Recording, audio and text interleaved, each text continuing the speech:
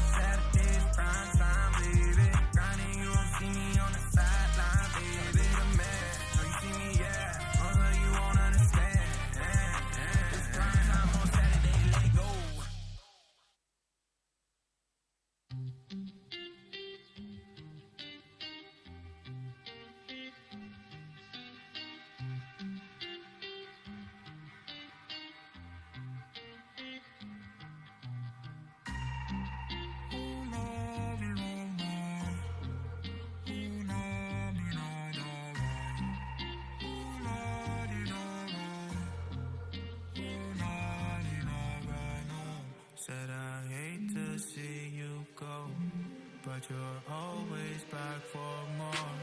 Said I hate when things move slow. You're oh so far, yet so close.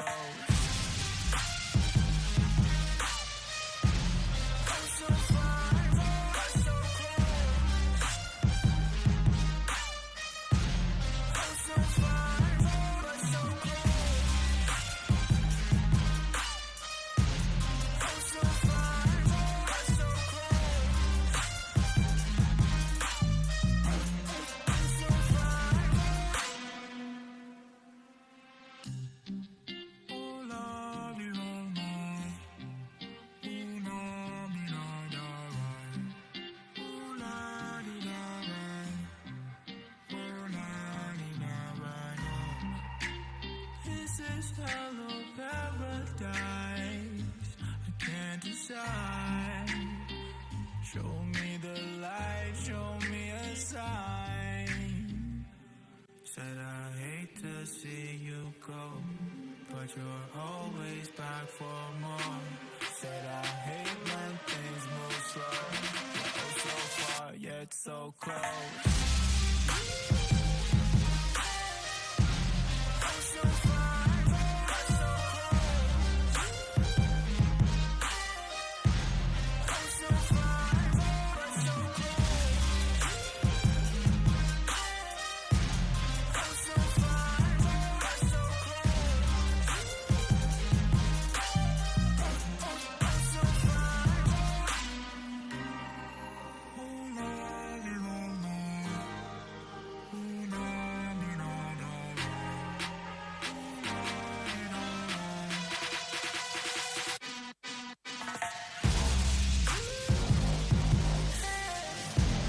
I'm so far, but so close. So far. I'm so far, but so close. I'm so far, but so close.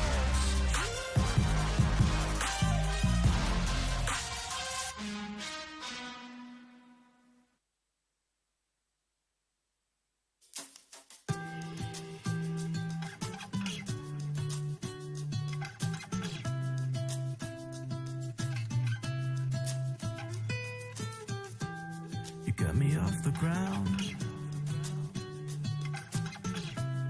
and I was earthbound. When my mirror was invisible, 'cause I was waiting for a miracle. Hey, you got me off the ground when I was earthbound. Hey, 'cause I was waiting for a miracle. You're like a fire. I feel safe in your wildfire, in your flames, in your barbed wire. You're like a fire. I feel safe in your wildfire, in your flames, in your barbed wire. You got me off the ground, and I was earthbound. When my mirror was invisible, 'cause I was waiting for a miracle. You got me lost for words, and it might sound absurd. You're like dope and adrenaline. It's like both well and genuine. Hey, you got me off the ground when I was earthbound. Hey, 'cause I was waiting for a miracle. You're like a fire. I feel safe in your wildfire, in your flames, in your barbed wire. You're like a fire. I feel safe in your wildfire, in your flames, in your barbed wire.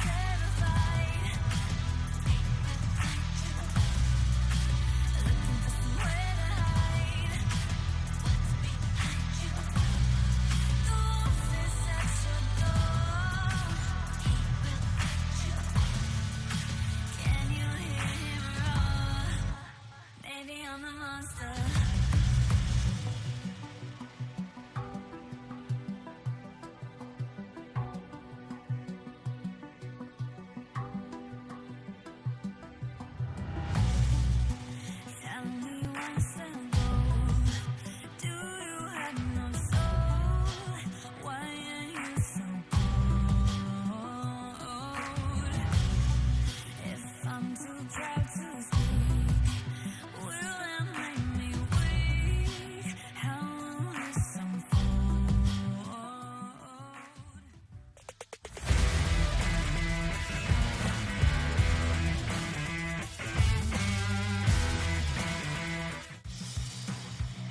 哇，有一个超级大绕背哦，难道有偷巴龙环节吗！116想要寻求奇迹，在上半部有一个球果，但接下来开始劝退，一技能螺旋吃花再绑，先逼出一个剑魔将士，但接下来反而是变成 Slay 处，成为 Taco 他回血的目标。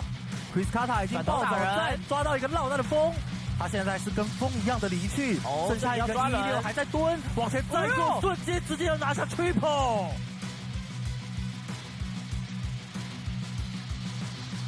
这速度超慢，一张的金牌，后面还有海浪，但往前 DCG 杀更高，想要喷个熊超软。匿命也在绕背，但 Taco 已经往前冲了，爆炸球桶瞬间把 Baby 给炸死，杰西换掉一颗人头，然后再锤了进去拿下了 Double， 而且锤掉对方的妈宝龙，但赵信还是继续往前冲。卡玛要来了，这里伤害超高，这时候卡玛准备登场 ，GC 的3名成员准备要往后撤退，在恐怖的 Chris Carter 后面还有征战轰雷，代表的是 DCG 准备要高歌猛进，一张的金牌直接打到 Kiss 远方的狙击，不给赵信啊！这里是有换到赵信，那看 DCG 他们还有没有作战能力？这是中途的联动，有 Q 吗？又是一张的金牌，这里熊战力很高，但后面 Chris Carter 战斗力爆表。这个卡玛应该是美1啊，感觉要沟通一下。没有，他有1，他直接丢在自己身上。我给我自己，但我能 carry。对，没事，后面是欧卡拉的好，这个拉的好啊！哎呦，2个被动开炸，那是什么？一炮双响。但也只有声音比较烦人而已。啊？好。直接甩一个酒桶 ，all in 酒桶，全招都下酒桶，酒桶还有半血，你这边炸回来了。鳄鱼，恩硕直接被抓到，那将变成4开始变身 ，Area 绕到了后排，全面杀光，闪现过去，9尾妖狐已经登场。不用知道啊，他自己可能也不太知道，这个我们就看后续嘛。后续你看这个阿里，哇，这个 R 就把那个 Q 的这个轨道再拉回来。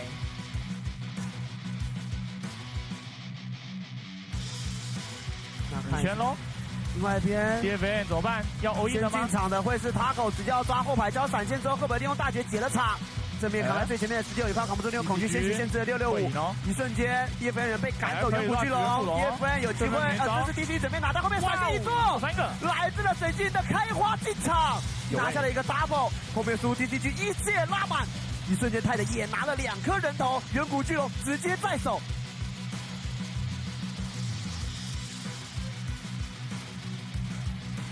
有喽，直接秒了！甩大绝，甩的是纳米在这里盖了墙过来之后，在空中直接被击飞切了下来。阿软被留住，被变成冰块，闪现过来了。所以这里波比把人给锤走，锤的是一头猪。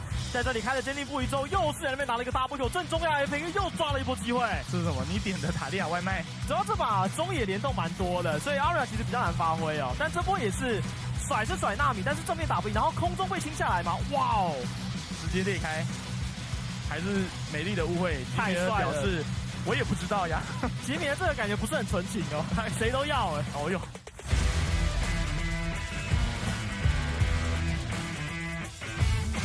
但阿志伤害超高，又是给到了一发鱼叉。现在 CFO 想要拉神发的直接图法，阿志第一颗倒地，热射跳到，而且后期攻这一波，射到对方退回来，热射大爆。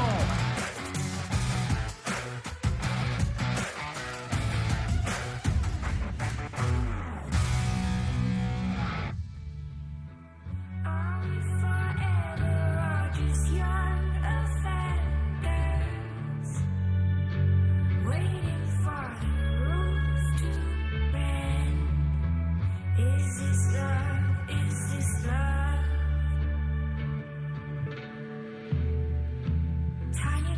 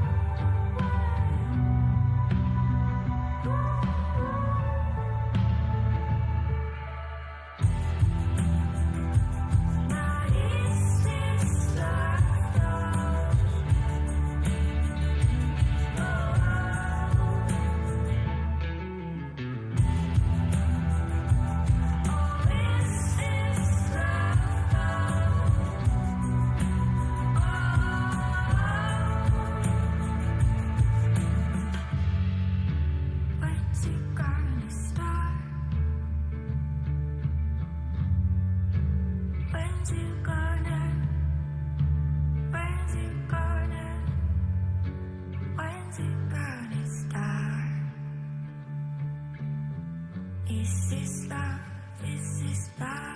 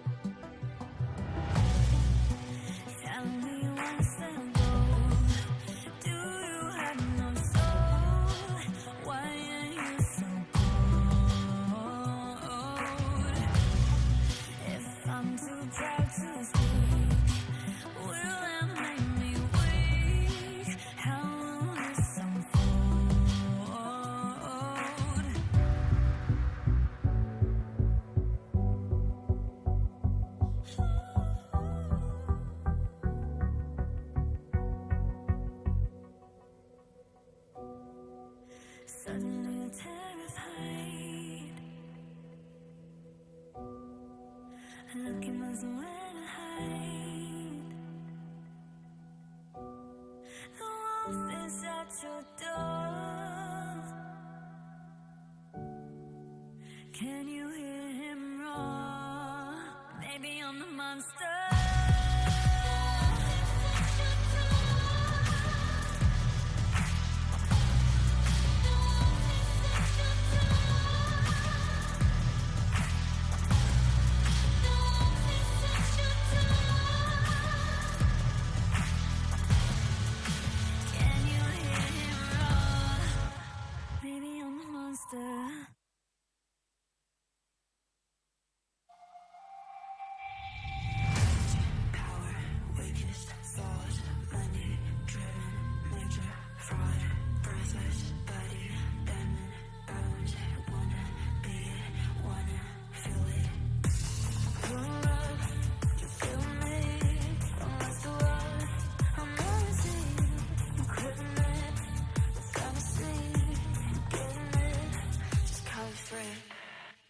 This night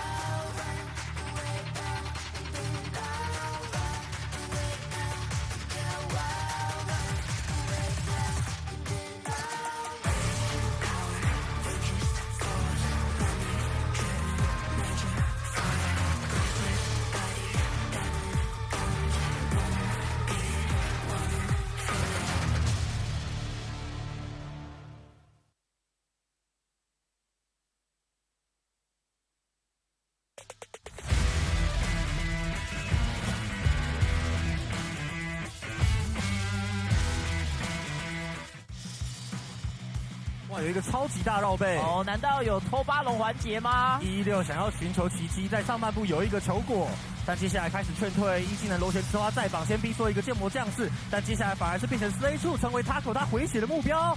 Chris Carter 已经暴走，再抓到一个落单的风。他现在是跟风一样的离去，剩下一个116还在蹲，往前再做，瞬间直接要拿下 Triple。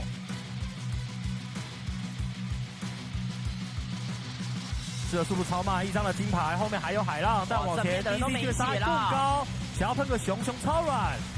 匿命也在绕背，但 Taco 已经往前冲了，爆炸传统瞬间把 Baby 给炸死，杰西换掉一颗人头，然后再锤了进去拿下了 Double， 而且锤掉对方的妈宝龙，但赵信还是继续往前冲。要来了，这里伤害超高，这时候卡玛准备登场 ，GC 的3名成员准备要往后撤退，在恐怖的 Chris 后面还有征战轰雷，代表的是 DCG 准备要高歌猛进，一张的金牌直接打到 Kiss 远方的狙击，不给赵信啊！这里是有换到赵信，那看 DCG 他们还有没有作战能力，这是中途的联动，有 Q 吗？熊又是一张的金牌，这里熊战力很高，但后面 Chris 战斗力爆表。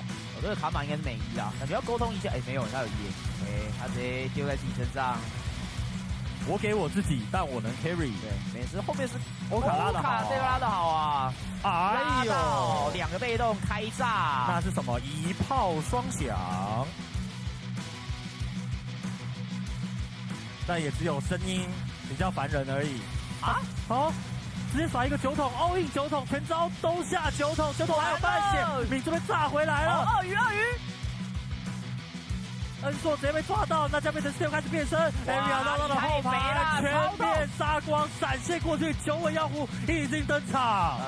但不用知道啊，他自己可能也不太知道。这个我们就看后续嘛。后续你看这个阿里，哇，这个 R 去把那个 Q 的这个轨道再拉回来。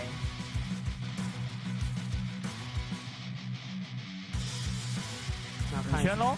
另外一边 DFN 怎么办？要 all in 先了吗？进场的会是 Taco， 直接要抓后排交闪现之后，赫本利用大绝解了场。正面扛在最前面的19，有靠扛不住，利用恐惧先行限制了665。一瞬间 ，DFN 人被赶走，远古巨龙 ，DFN 有机会，这是 DD 准备拿到后面闪现一做，来自了水晶的开花进场，拿下了一个 double， 后面输 DCG 一线拉满，一瞬间泰的也拿了2颗人头，远古巨龙直接在手。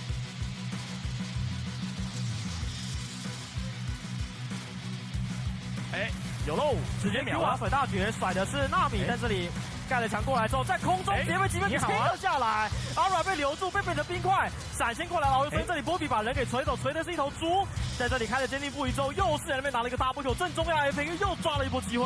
这是什么？你点的塔利亚外卖？主要这把中野联动蛮多的，所以阿软其实比较难发挥哦。但这波也是甩纳米，但是正面打不赢，然后空中被清下来嘛，哇哦，直接裂开。还是美丽的误会，太帅了！表示我也不知道呀。吉米的这个感觉不是很纯情哦，谁都要哎。哦哟。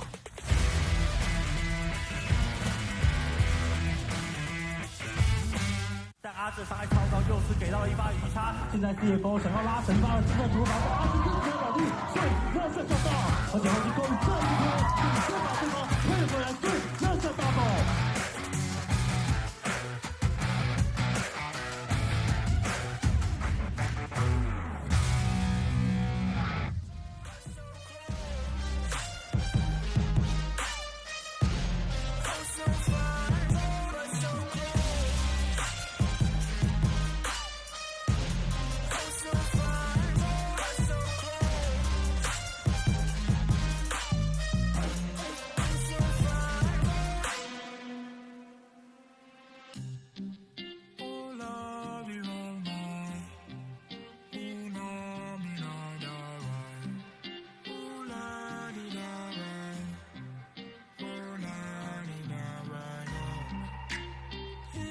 Hello paradise, I can't decide.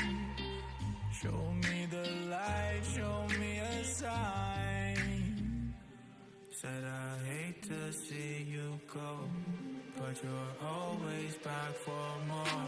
Said I hate when things move slow, but oh so far yet so close.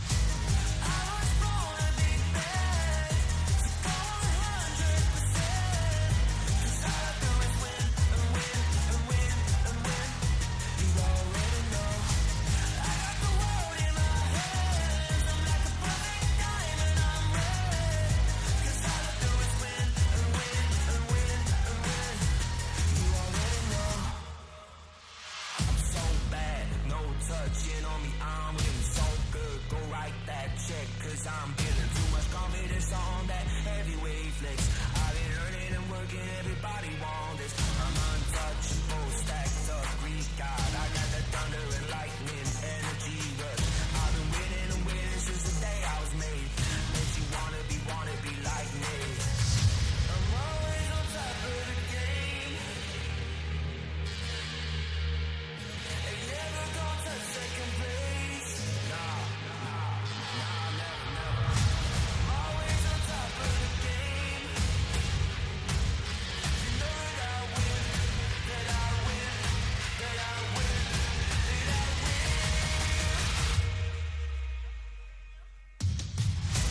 I was born to be bad, so go 100%.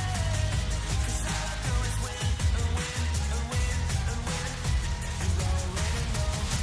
I got the world in my hands. I'm like a perfect diamond, I'm red. 'Cause all I do is win and win and win and win. You already know.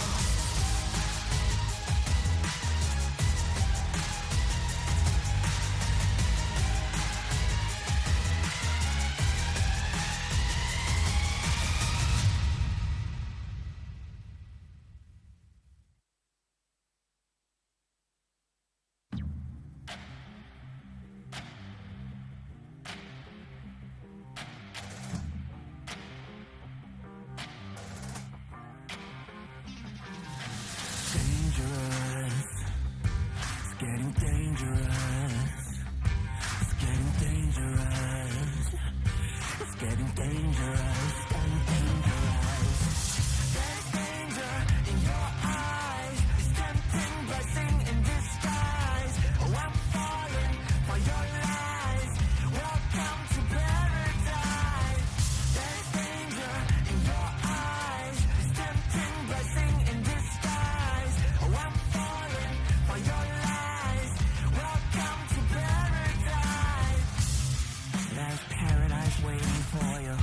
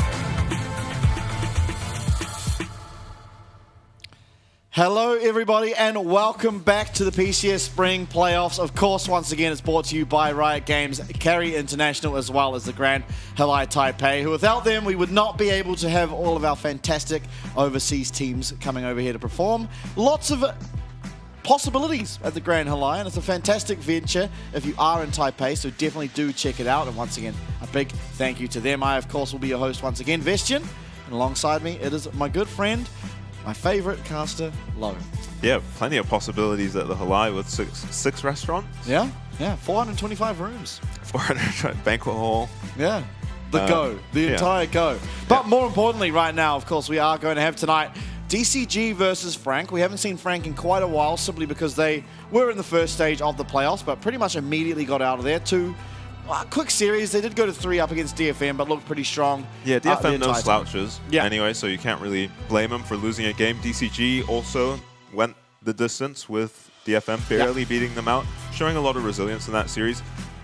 Yesterday's games, PSG showing resilience, just bouncing back and essentially wiping Beyond off the Rift in 3 games back-to-back after they got destroyed themselves. First game. It was just being absolutely performing in game number 1, and then it was, of course, an absolute bounce back from the entire side of PSG. And I think the unsung hero of the series for me was Woody. Really good performance out of him. If you are a support player and you do want to see how to play support, then I do recommend watching yesterday's series. But, of course, this is your brackets on the screen. As you see, PSG, they are going to go through the upper bracket there, and it's going to be CFO who gets to choose out of them. And today's winner, between this match you now see on your screen, FAK versus DCG. FAK, they have looked pretty good in that first stage of our playoffs.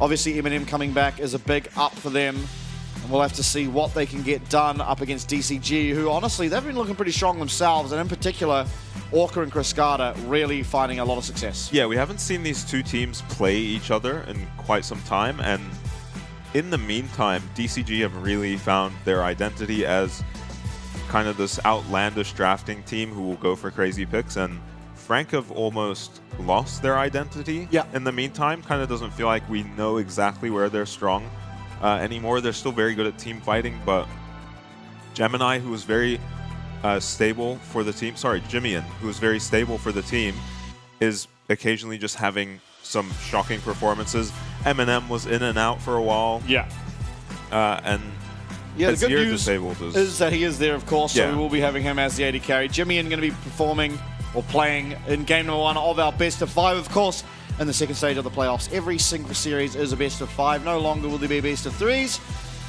And I mean, Jimian to start off with, it doesn't really mean a whole lot. It does mean there are a few different champions that are pickable for him. Eminem has had a haircut, looking slick. Ready to get started in the playoffs. I'm sure he's excited to get back into it. It's been quite a while since we have seen them just pretty much with ease getting through their side of the bracket, and we did expect them to do so. DCG might be a harder opponent. I do honestly think maybe a lot of the team strengths in both teams actually are around the same players. I think, honestly, Cascada, he's most likely to take over a game. Jimian, very much the same. Orca, big carry. Kaiwing is too, although they play different types of champions to fulfill that sort of carry role. Kaiwing more on finding engages, walking around the map, traditional support. Yes. Where Orca's playing. Just Heimerdinger, he's played Hui, he's played Rumble. Maokai support with the Senna. We didn't see many teams do that other than DCG. Cascada, speaking of champion pools, that can just play anything under the sun. I think we're 1 off 20, right? I think we're at 19 unique champs, so we're almost there. I wouldn't be surprised. See if we can get a 20th champion, although it seems like every mid laner is just pretty much picking Ahri at this stage. I do think the series is going to be the mid jungle. It's going to be a big deal. I think depending on how well Cascada performs, really just feels like how well DCG perform. Same with 665. They're both players capable of just completely taking over games. And you see on your screen the most veteran team in FAK, of course, with the exception of Jiang, who is playing his first split here in the PCS and has looked exceedingly good at it. Jimian versus Cascada. That is really the matchup to watch, I think, for many people It really is. Even if Pretender was in, very similar between these two mid laners, between Pretender and Cascada.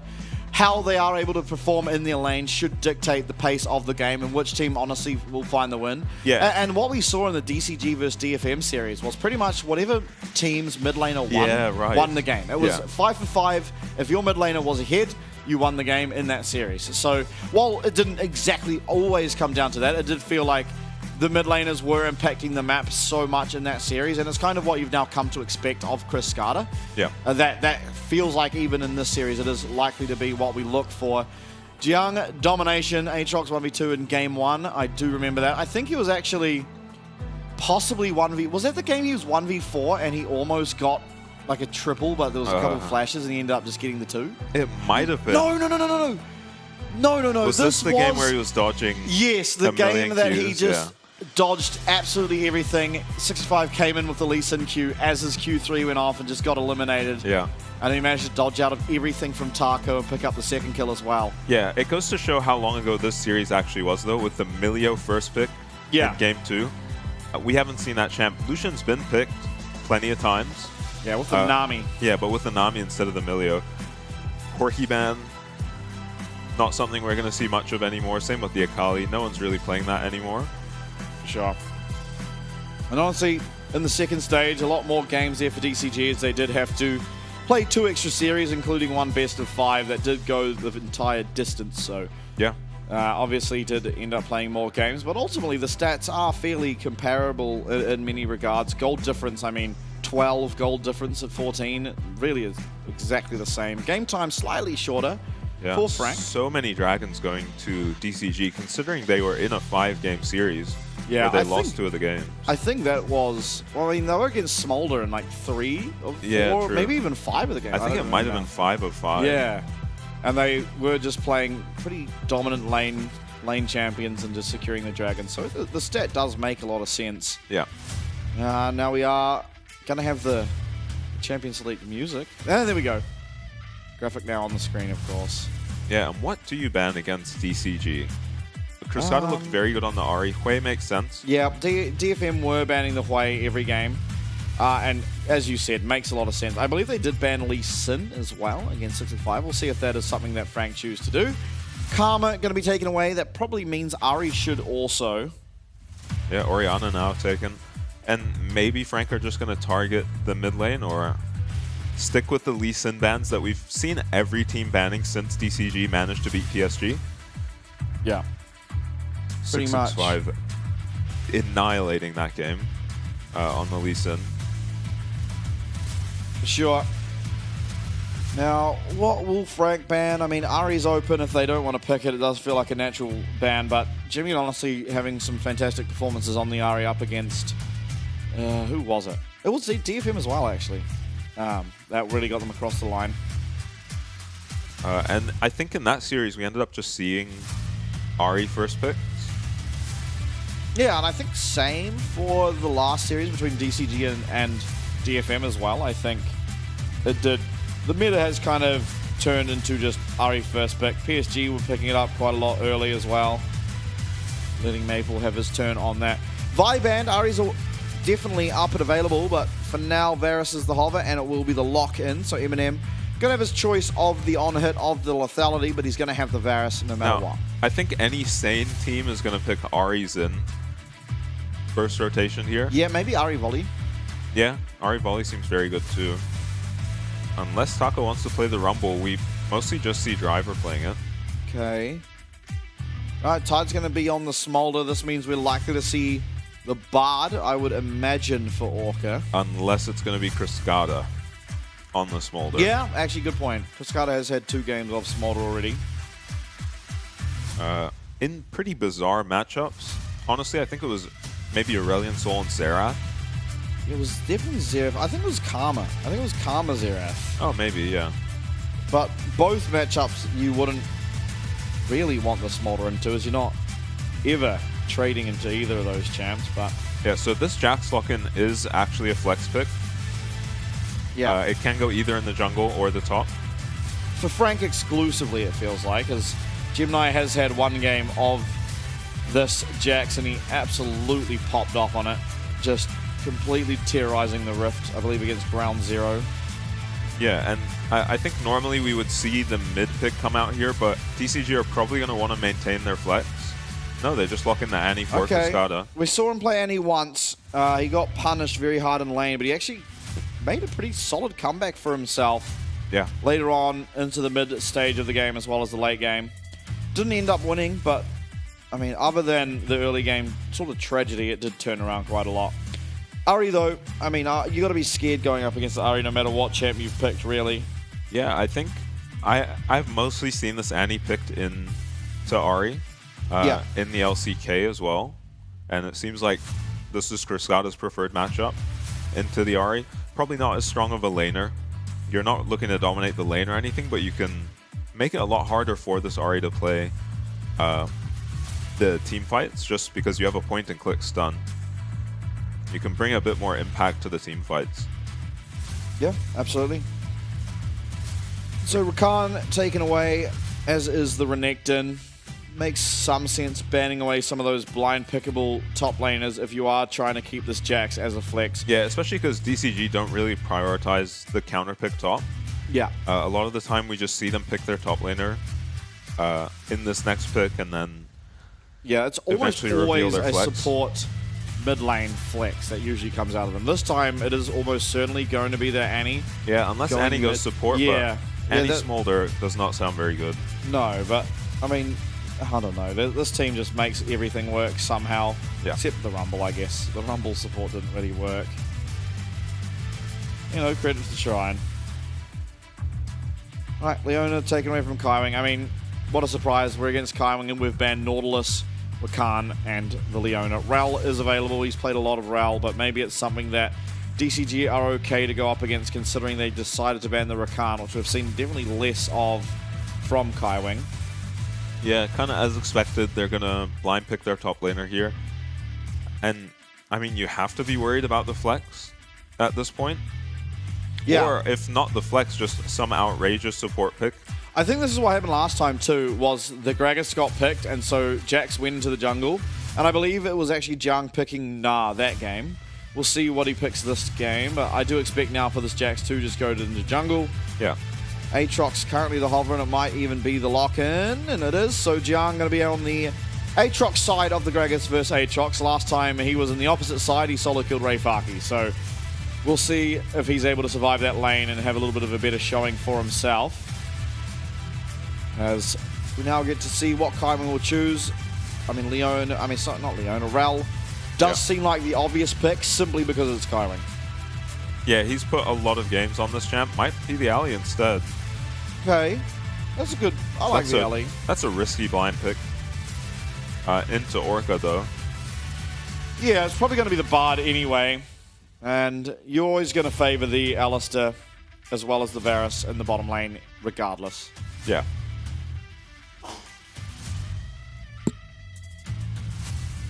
Looks like they're hovering the Bard, chatting about it a little bit. Yeah, you do expect it to just get locked in. We'll see. No last minute swap. So it is going to be, our team composition is now locked in. Of course, the Smolder, as we anticipated after the Annie comes through, is going to be headed down to that bottom lane. For Tide, he is up against the Varus and the Alistair, which is pretty scary, but Bard can somewhat help him survive that lane a little bit. Bit of range, bit of pressure, but ultimately... And he might just look to leave the lane. Yeah. And apply pressure elsewhere on the map, and then Smolder can try wave clear under his tower, and if he can pull people out of the Smolder's lane, then he kind of just gets to sit around farming. When Smolder gets most of his stacks, it's honestly once he's got 2 evolves and he gets to rotate to mid lane and have the action happen around him, not to him. Yeah. Everyone pretty happy to just trade mid waves and then fight in river, and Smolder kind of loves the game when it gets to that state if he can make it there. Yeah, it's always that if, right? Is how far behind is your Smolder when you get to the point where Smolder should be starting to actually ramp up. Yeah. And I think yesterday we saw PSG do a really good job of punishing it. We also saw DCG do a great job of punishing it in their series up against DFM. So certainly now we're starting to see some of these teams find pretty good and honestly respectable answers into the Smolder. Yeah, I really like the Zeri pick into the Smolder. Anytime you can get Zeri out of lane with 30 CS up, that's going to be a very good Zeri game. She's not the strongest laner, but seems like nothing is weaker than the Smolder in lane.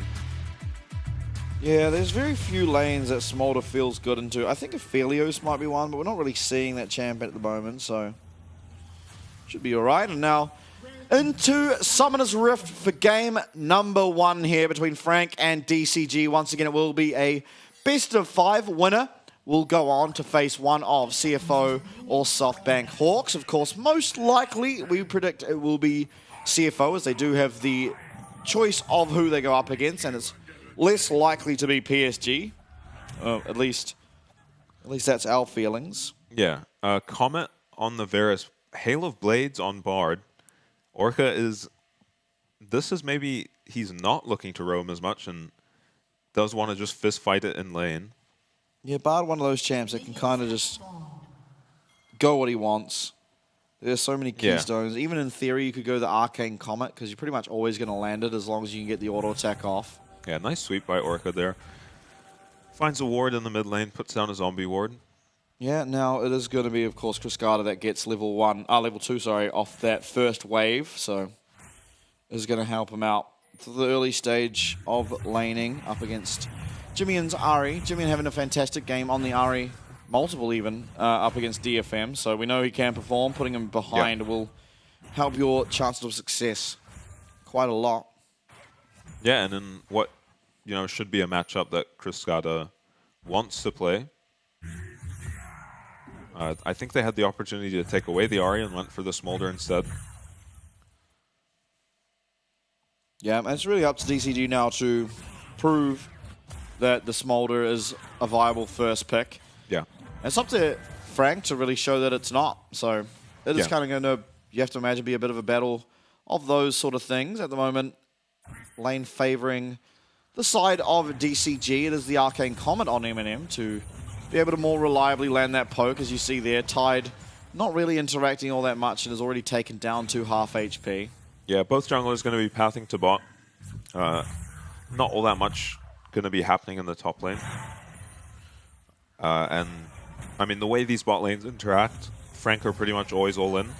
So, anytime your jungler is there, you have the opportunity to shut down any possible trades coming from Frank's side. And it might make the spot lane really difficult for them to play, because you want to be punishing the Smolder, right? But he's got the shove for now.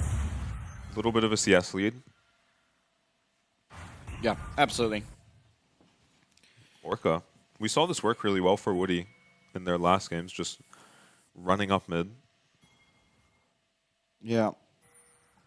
Not really an angle, though. Ahri pushed into tower. You're not ever truly diving. Unless Jimmy is just taken down so low.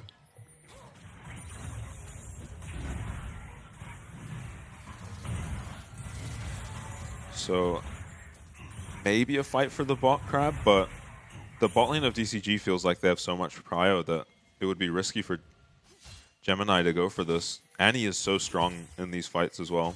Oh, you know what we didn't do? And since everything is completely even right now. Yeah. Prediction of the series. Quick, go. Oh, before someone dies. DCG 3-2. All right, I'm going Frank 3-0. Wait, I'm changing my mind. No, too late. You locked it in. You locked it in. It's too late. It's 3-2. They're allowed to lose 2 games. And this one's not even close to over. They've got a Smolder, but it is first blood, of course, picked up for Gemini. Yeah, no flashes used Jacks. from anyone on the side of Frank either. I thought it was Gemini who would be in trouble in this river fight, but... Yeah, we've seen Gemini get a hit on Jax before too. This has got to be somewhat concerning. And now he's going to be enraged. His back did get cancelled. And Jimmy spotting out the Xin, but because Gemini's back was delayed, there's no real hope of contesting the second crab. He's probably just going to run to his Gromp and do that, though Kaiwing is on his way. I'm not sure what for. I guess for the Void Grubs that should be up soon. Yeah, you might want to contest them. Dragon's also spawning, so we'll see what the answer is.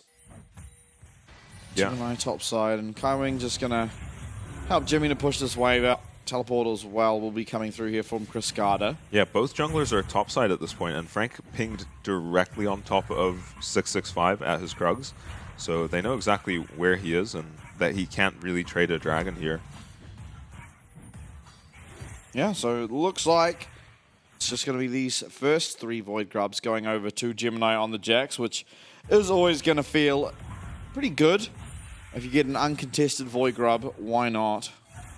Yeah. I feel like Orca has to be a little bit careful. They do have a numbered advantage in mid, but an Ali headbutt Polv into the Ahri charm. Kaiwing gets a glacial augment off, but it's going to be the Tibbers used onto Jimmy. He has Spirit Rush. He's trying not to use it, but he's going to be forced to, as he does get himself out of there. No teleport means that he is most likely going to lose a substantial amount of minions, but at least he did survive. Yeah, maybe and he even shoves. could have the Merc Treads. He does, so lane just got a lot easier for him. Yeah, and he shoves so fast with Tibbers that he will lose a bunch of this wave. Gemini actually there to pick it up, so it's not the end of the world. Tide doing okay in the bot lane. Honestly, Kaiwing's flash being down is the biggest deal out of that play, I feel like. Because Gemini froze the wave for his mid laner. Kind jungler.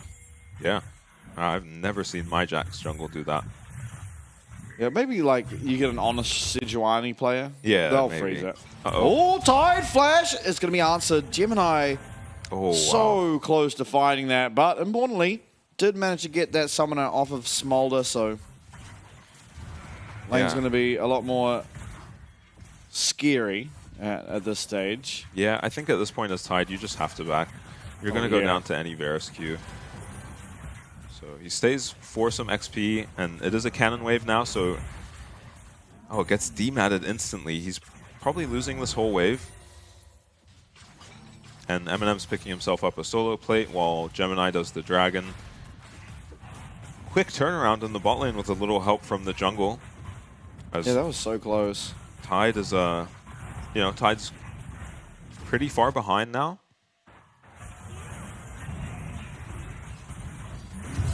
Yeah, Dragon number 1 picked up here for Frank, and they are now 1.3k gold ahead. They've got their Dragon, they've got 3 Void Grubs, and they're looking good here in game number 1.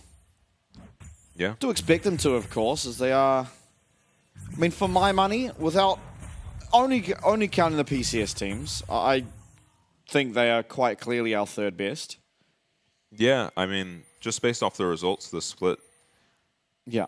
it's hard to argue that Beyond or DCG are stronger. Yeah, the only real time they were faltering was when they just didn't have their AD carry, which, you know, it changes the dynamic of your entire team. Yes, Yeah, Pretender did a fairly decent job, but hold up, Tide being looked at, flap, wrong way.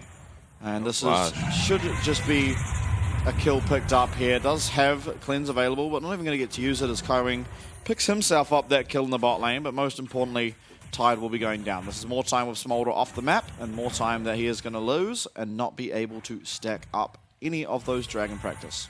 Yeah, and I have no idea how Kaiwing found himself in that spot, but well played by him, and yeah, that really sucks for Tide. Gemini also going to take away 665's blue buff, but it's actually a trade, it looks like. 665 already in the enemy topside jungle. He's Cosmic Binding. Yeah. Orca is... Doing pretty well. Oh my, Tide once again. He's going to lose his flap, which is a lot of his safety, but more importantly, it's a cannon. That's another 2 melees, and all of a sudden we're actually looking on Orca, who does flash away. Now Gemini might be the one that's in trouble. Doesn't seem like he has Counter-Strike available for him as Ignite was ticking, but still 150 HP remaining. Means he's going to be okay. Gets himself out. Through will come this Fate. Tempered Fate, sorry. And unfortunately, that time won't really connect on any follow-up. Yeah, it's going to be Eminem just walking away. Yeah, both spells mistimed. He doesn't go down there without a Smolder ult. Worth a shot, I guess. Kaiwing was level 6 there, so Tide did have to be very respectful of the dive, even though Gemini on the Jax was very low. And looks like Void Grubs for 665. His bot lane did a good job just buying time and not going down. Yeah. Though they are significantly behind in farm now. And Kaiwing still has his ult. Has his flash back up now too. Tied. A bit of time on his still. For sure, but all things considered, things are okay here. Full-sided DCG as well as Frank. Obviously 2k gold lead now for Frank means they are fairly comfortably in the lead, but there is always just this lingering threat that is the Smolder. Kaiwing's looking for a dive. Magical Journey, though, should prevent it. As Kaiwing being proactive as ever, making sure that if they don't see Orca, they're threatening something to make Orca show his hand. 6-5 going forward here onto Gemini. Counter-Strike is the answer. He does have the Leap Strike to get himself to that Vision Ward and scurry on out of there. Yeah. Kriskata having to trade really hard in the mid lane because Jimian had priority, so he needed to stop him from moving, and actually takes a pretty decent trade while he's at it. Yeah, Rod of Ages completed now for Taco, and he's looking pretty menacing on the Gragas. Obviously, lane fairly even, but certainly because of the stop-off or the Merc Treads that Jiang had to commit to, it's going to be Taco with more impact if there were to be a fight around these two. Yeah, Gemini going to pick up the 4th Void Grub for his team. Kaiwing does have ult up, so yeah, this is never never at too much risk. really resulting in much, and through will come the Tibbers. Stun even, and Jimian overstaying is welcome as Kriskata's going to force once again the Spirit Rush to go on to cooldown. Yeah, Jimian, I guess this is the strength of the Annie matchup. Feels like Ahri doesn't get to use her ult for anything but running away for now. of course, Annie does feel very scary, however, up into... honestly, the Varus, the Alistair, Yeah, maybe both. the Aatrox, but there's a little bit of counterplay. Yeah, both mid laners went for boots early, so neither of them finishing their Malignance yet. I think both will be hoping to get it before the next use of their ult. Explosive Cask. Jiang on point with each and every one of those sweet spots. Yeah, gets ult out of Taco. Oh, gets another one. I mean, Jiang has been the best performing Aatrox Yeah, thus far in the PCS. probably safe to say best performing member of Frank, maybe Kaiwing. Yeah, I think it's hard to take it away from Kaiwing. There are some games where Jiang happy games. There are also some games where Jiang giga 1v9s, so maybe it's just the nature of being a rookie sometimes. As Flash Counter-Strike lands onto 2, Kriskata's in trouble. No Spirit Rush though, and we're seeing the effects of that cooldown being used earlier. Now Taco's going to join the fight. No Explosive Cask available for himself, but Gemini is in the wrong neighborhood. Dragon Practice coming down. Are they going to be able to give it to the Smolder? Yes, they are. What a snipe. Yeah, just on the tail end of the Smolder ult there. That was such a nice Bard ulti out of Orca. Completely stops the engage onto his jungler and then buys time for the TP to come through, and once that happens, the fight is just over. So Kaiwing with the faster move, but a really nice Bard ult makes up for it by Orca. And a teleport as well. Yeah. Taco maybe going to be missing his TP. He did get back up top. Oh, Kriskata. Flash, he has the stun available. Jimian's trying to find the Flash. Jimian, you beast. Yeah, dirty from Jimian. Kriskata trying to block as much as he can with the Tibbers, but Jimian just kills him with the Ahri ultimates. And nice flash on the return for his Q there. So this looks pretty bad, specifically for Kriskata here. He's got this Jax on him, but he gets knocked up into a Bard ulti, and Frank realized they just have to leave. They don't want to match the TP. I guess they maybe had an opportunity to, but decide to not risk it and just get an advantage for themselves through top. And yeah, they both actually just had everything up here, and Kriskata is the one getting aggressive onto the Ahri. And I guess Jimian still just has a lot of HP on him and feels like he can go in. Flash use from Kriskata doesn't dodge out of anything, and nicer flash from Jimian. So close. Back to live though. Eminem's picked himself up a kill there. Kriskata dies in our replay. dies in the live game, and now 4-1. It is almost 3k gold for Frank as they are continuing to edge further and further forward. We also saw the dragon go down during that replay as well. So now at 2 dragons as Orca damn well near kills Eminem. Yeah, he was very low. Tide did have ulti as well. I don't think they knew quite how low he was. And we'll see what happened to Garskada here. Killing some vision, doesn't have any ulti up or his stun anywhere near being up. Flash ult from Eminem. Orca just ends up buying some time with the Bard ulti. And they get onto Eminem, but there are so many numbers here for the side of Frank. Oh, Rift Shield picked up there for DCG. Nice smite out of 6-5. So, yeah, I'm not sure how much they'll get done with the Rift. I guess we'll see now.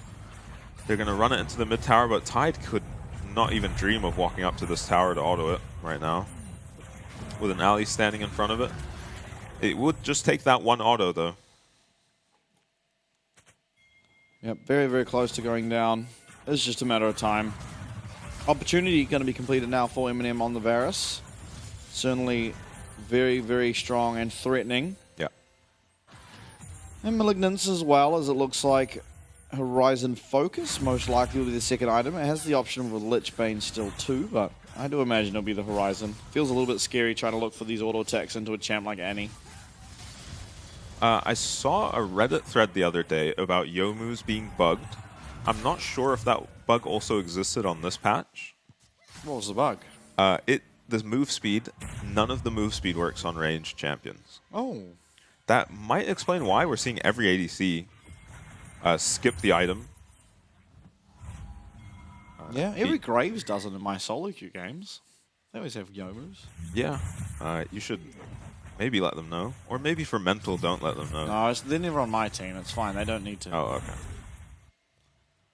They can buy whatever item they want, as long as it doesn't win them the game. I mean, Jimmy, and we said it sort of earlier on in this game, but DCG's last series, it was a 100% conversion of winning mid laner wins the game, and so far, Jimmy is winning the mid lane. Yeah, it didn't look all that great for him to begin with, right? No, it was kind of off the back of Orca some run. help from Kai Wing and as well as Gemini that really got him cemented in the lead. Yeah, but he was behind as well because of a nice roam by Orca. Yeah, and then he did find himself a solo kill, so. Yeah. On equal footing as far as I could tell too. Both had flash, both had their ultis. And maybe Annie was a bit chunked from that fight in the bot river. Whereas Gemini didn't really participate in it. Taco kind of smelling what's up here in his topside jungle. So doesn't decide to walk up and try clear that wave or stop Jiang from taking his tower. They're just going to give it up, and honestly, DCG were very close to just taking first tower mid. Yeah, it was extremely close. Obviously helped out by that Rift Shield, but weren't able to do so, and Jiang does manage to get himself that one up in the top side. He now has a shutdown, regardless of the fact he's yet to have kill participation. Tide, I want to see the stacks. We're at 19 minutes now. So I don't think this is the usual Bard support upgrade, No, right? this is not even close to what Bards usually build, but Yeah, it's usually something more defensive. yeah, Locket is seen fairly often. Actually, most commonly, I think. Oh, I just mean the actual support item itself. Oh, the is Zac. yeah. Yeah, I think usually Slay, Bloodsong, Celestial maybe, but I'm not sure about that one either. Bard is a champion where you can just build Whatever anything you want. Yeah. There's a few champs like that. Bard possibly sticks out as the best at it, maybe. Yeah. I mean, really high base damage on the champ, and most of his utility comes from spells that have nothing to do with your items, aren't going to be enhanced by your items all that much. It's just whether you can land these stuns and these ultimates. Absolutely. Kyling's going to land a knock-up. As Chain of Corruption does connect as well, I believe. Yeah, Eminem doesn't have it anymore. Tempered Fate comes out, lands onto Gemini, onto the Jax. Nice flash forward, Counter-Strike. Is he looking for it? He's not going to find it. Tide finds himself one kill. Cascada is limping away, but Jiang will not allow it as he does go through this magical journey. But he's getting locked up. What can he find? Q1, Q2, Q3, but he's so low and he's going to be taken out as Tide gets the finishing touches. That is a shutdown once again over to the Smolder, and 3 dead Frank for only the 1 on their side, and all of a sudden DCG turning the play around. Yeah, Jiang took so long to take down that it was looking a bit scary for a second there, but does get just the 1 kill onto the only kill of the team fight onto Cascada. Frank will hold on to their mid tower, kind of low HP bars on the Smolder and Bard, and they're pretty happy to get a dragon. We talk about getting this 3rd dragon on the Smolder being so important. It buys you so much time to make sure you hit these stacks, and the engage was on Cascada initially. I mean, Verisol on the Xin, I guess you're never really killing him, and good play by 665 to hold onto his ulti that whole time. And another nice disengage ult from Orca there. They commit so much onto Cascada, and I mean, 2 people have gone down by the time they've even taken him down, running into the Smolder, Gragas, and Xin. And once Annie's ulted and used a rotation or 2, that's about all she's contributing to a team fight, right? Yeah. When we saw this Annie Smolder combo struggle, it was kind of when the Smolder was getting focused. I can't remember who played it, honestly. Who played what? Annie and Smolder on the same team? Was it yesterday? I don't know if we saw Annie and a Smolder on the same team. We saw Annie picked up by Cascada against a Smolder. Yeah, maybe. Yeah, it was. It was against DFM. Yeah, when you see the Smolder struggle in general, it's when he is the solo damage threat on his team. Yeah. And he can get focused in those situations. Cascada not going for the Annie build we saw last time, where I think he went Shrelia's Rylai's, something like that.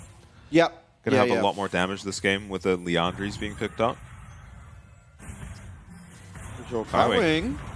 He's going to have to pop that Unbreakable Will as he does get knocked up and slowed and queued, and he's going to probably go down. Locket does keep him alive just a little bit longer, but not for all that much as Tide uses that ult just for good luck. And uses his cleanse as well. Oh, yeah. Okay, that is important. Yep. Gonna get the charm mid-tower. now could be a difference maker as Jimian is not in the area, so at least for now he doesn't have to worry about it. Tempered Fate comes through. That's not even close, but Taco certainly is with the flash body slam. Eminem now stuck in a place where he absolutely does not want to be. Gemini trying to turn around 1 kill onto Taco. Through comes Jimmy, and he does manage to land a little bit of damage there, but Taco's still living and still surviving. Jimmy, and now he's got his chance to try and hit 65. It's being turned around on him as Taco does manage to get away. Tide flapping over the wall, and Jimmy's going to have to dash away with that reset. He did claim from taking down 665, but DCG have turned this game entirely around, and now it's going to be Tide's turn to show what he can get done on this Smolder. Jimian looks so clean on the Ahri, a disaster for Frank overall, as they do a bit of chain inting, honestly. Eminem, you can't really blame him for that dirty Gragas combo Taco landed onto him. He knew exactly where he was going to be standing, right? He was zoned away from one half of the lane by the Bard ulti, so he could easily just flash onto him and combo him into his team. And then Gemini kind of puzzlingly just jumps in. I think he was running away from Annie. So it maybe looked a little more suspicious from Gemini than it actually was. He maybe was just caught out much earlier than when he went in. Yeah. Jimian plays really cleanly to pick up that kill on the Xin as well.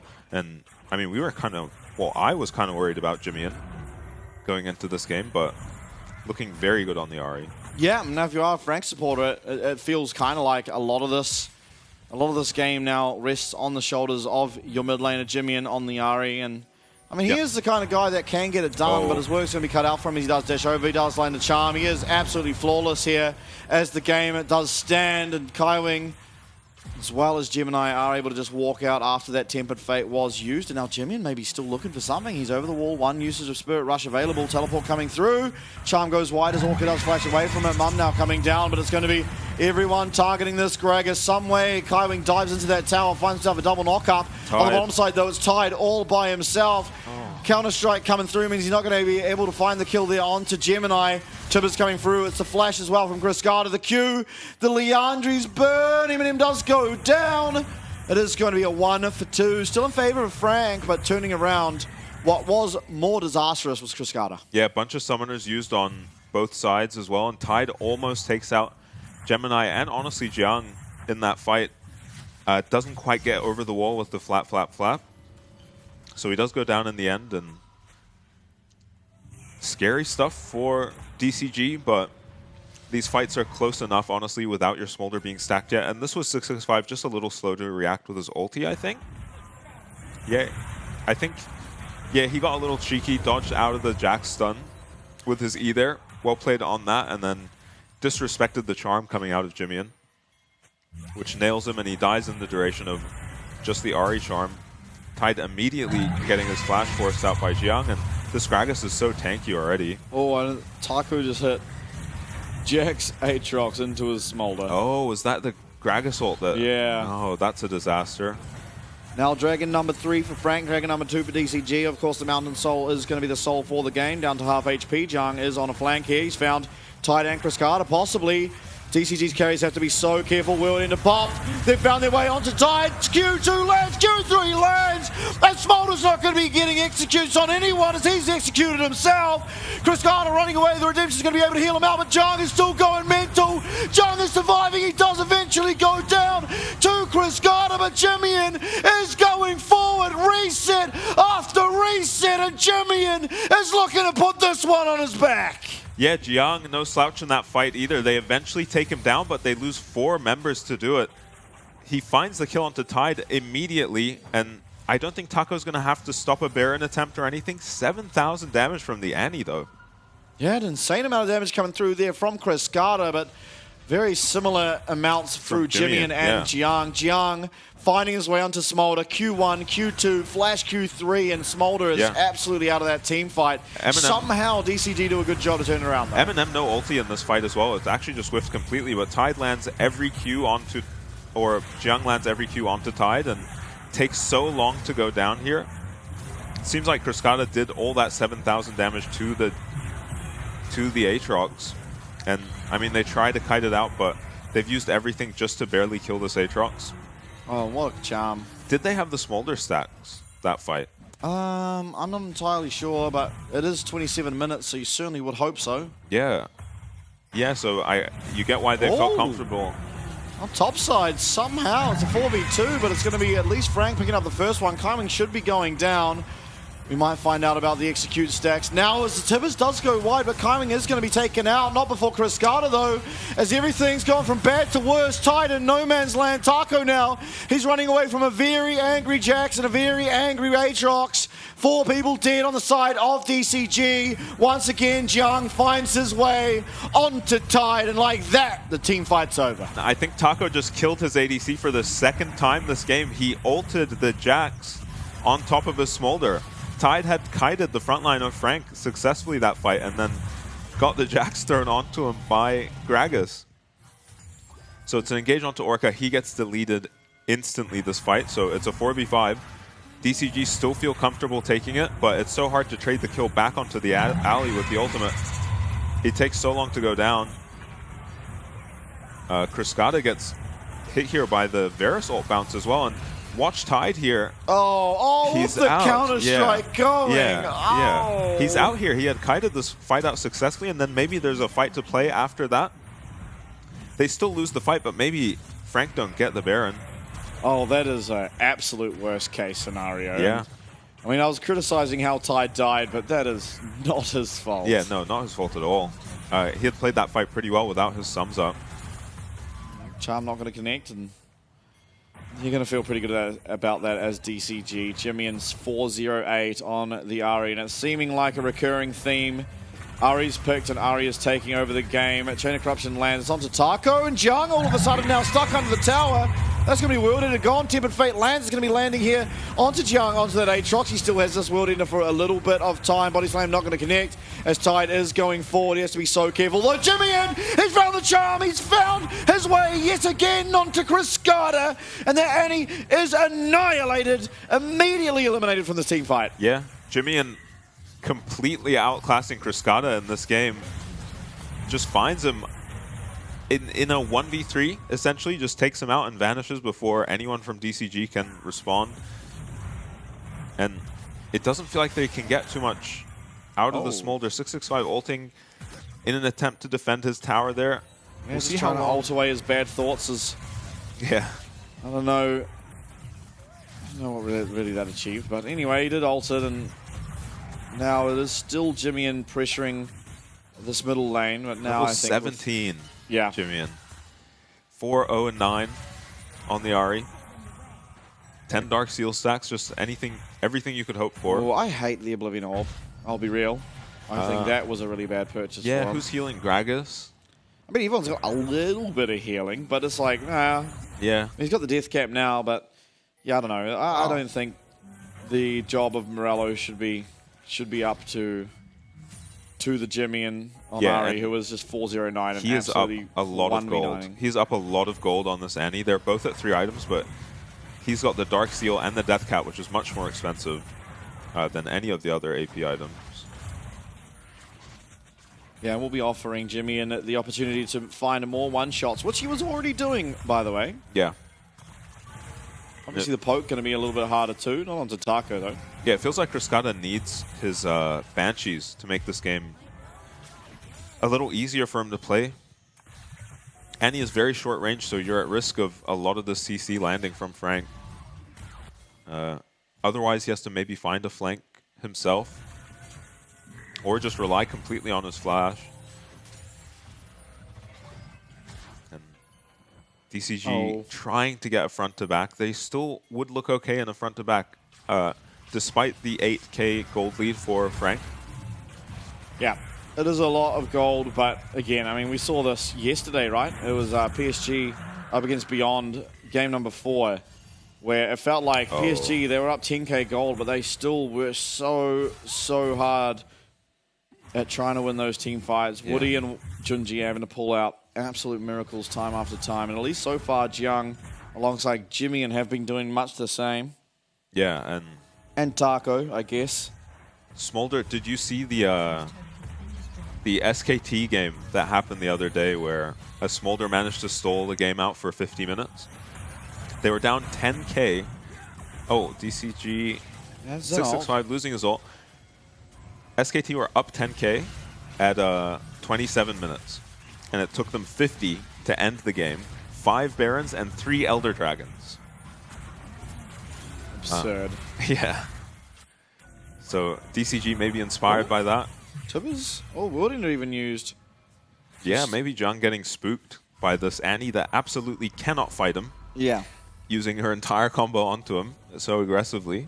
Yeah, half HP and he has healing, but yeah, doesn't know who's around, close, so he just chooses to immediately pop the ult and run. So which is respectable. No Zhonya's for Tide. We see a lot of Smolders go the Seeker's Arm Guard at this point. Is just going for a BT. Interesting. Is hoping he can just play the fights well enough, lifesteal up, and do a lot more damage than he would be with the I guess Seekers. You're worried about poke, but I think maybe even Navori here might have been pretty more decent to just, well, not even, I mean, the damage, yes, but just to keep your flap up more often, because there's so much mobility in the Ahri. Honestly, in the Aatrox as well as Charm will once again connect. There is one more usage of the Spirit Rush. The Cosmic Binding does not connect. 6-5 though, he's still alive, and Smolder's having the chance to stack up.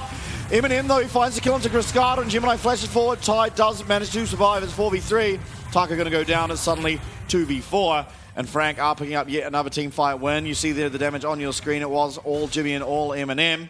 And one more Spirit Rush charge available, but there is no Smolder anywhere near Jimmy. So Tide will be able to completely fine to run away. But now Tide lost his flash in that fight as well. Nice Cosmic Binding lands onto Jiang, but Tide and Orca cannot defend this inhib at all. They won't lose much more than this inhib, just because of how much wave clear Smolder has from such a large range. Yeah, nice damage coming through from Eminem. Yeah, and honestly, that's maybe a different fight if Orca is able to connect his Bard Q off of his ultimate. Yeah, I mean, the timing has to be precise, right? Because it wasn't a medium flash, and all of a sudden, Jimmy, he's once again found a way, some way, somehow, has taken out Tide on the Smolder. This is kind of the Jimmy we're used to. We're going to go into the replay. Jimmy engages this play as well. 665, no ulti on the Zen. He kind of failed his Vert Rush. Cosmic Binding doesn't connect onto the Ahri there. Just slightly mistimed, and Gemini shuts down Tide this whole fight, gets his flash as well, and chunks him out to the point where there's nothing left for him to do in this fight. And those are the kind of chokes you have to be horrified fighting a Smolder, but Frank navigated very well. And absolutely they do. Now it's going to be the Bloodthirst completed for Tide on the Smolder. 4 items. That is a very, very scary little dragon to be going up against. Yeah, no flash on him though. 22 Magi stacks for Jimmy. Yeah, that's a very scary fox. Arguably scarier than the little dragon. Yeah, and yeah, it looks like Kriskata is going for his Banshees now, but he's so stunted this game. Only level 16. Oh, Timid failed into 3. Jimmy playing Diversion in the meantime, as well as Jiang. Jimmy taken very, very low on the top side of that team fight, but Tide is as well. A whole lot of damage has been landing onto the Smolder. Charm does go wide. Taco able to body slam away from that from Jimmy, and now Spirit Rush on cooldown means it's going to be a lot safer for the side of DCG, but it's a lot safer without their inhibitor in the top side, as Frank are able to claim that for themselves. 40 seconds now on the Mountain Soul. And when you're at this stage of the game, why not just confirm you get that Soul? You can then look for the remaining 1 minute-ish of your Baron to push down the bot lane, where is the only tower and inhibitors remaining on the map for DCG. Yeah, I wonder if DCG will contest this, or maybe just give it and try defend the base. They don't have flash on their Smolder, and you know, all you need is one big fight with the Smolder where he does get his opportunity to free hit onto these opponents. I don't know if Frank are going to ever give it to them. He doesn't build opportunity. Eminem does. Yeah. Eminem, you're going to lose that Edge of Night now. He's working towards his Shireldas, as you can see. Orca, though, he's just ended up in the pit with a Jimmy and with an absolute glorified death. Now, oh my god! Jung with the flash Q3 just one-shots the Smolder, and Frank, clean as can be, mop up this team fight, and they're going to mop up game number 1. It took 37 minutes, but they do manage to, off the coattails of Jimmy, and get across the line. Yeah, no chance to free hit at all for that Smolder, that fight. Anyone who has the opportunity to on Frank is getting onto him and shutting him down. Whether it's Jiang, Gemini, Mid, even in that last fight at the inhib, he pretty much just took one Varus ult, one Varus arrow, and it took him down to 60%, and he was out of the fight. So really difficult for Tide to do anything in that game. A couple of Gragas incidents didn't help either in key points that game, and a few Bard combos not connecting after ultimates as well. So a little bit sloppy from DCG after a pretty strong early game. Yeah, very strong. I mean, it got to the point where Frank were up 3k gold very, very early on into that game. Yeah. Had the 2 dragons. And then somehow DCG win a dragon fight. They get that dragon for themselves. And the gold lead went down to like 1 or 2k, I'm pretty sure. Yeah. But then somehow Jimmian is just finding pick after pick after pick after pick, playing the team fights immaculately and really getting across the line. And now I think finally at the start of the playoffs, you and I, we were talking together, well, it doesn't seem like anyone can truly shut down the Smolder. Yes, he gets behind some games, and yes, it takes him a bit longer to get to that really overbearing point where he is just 1v9ing the team fights.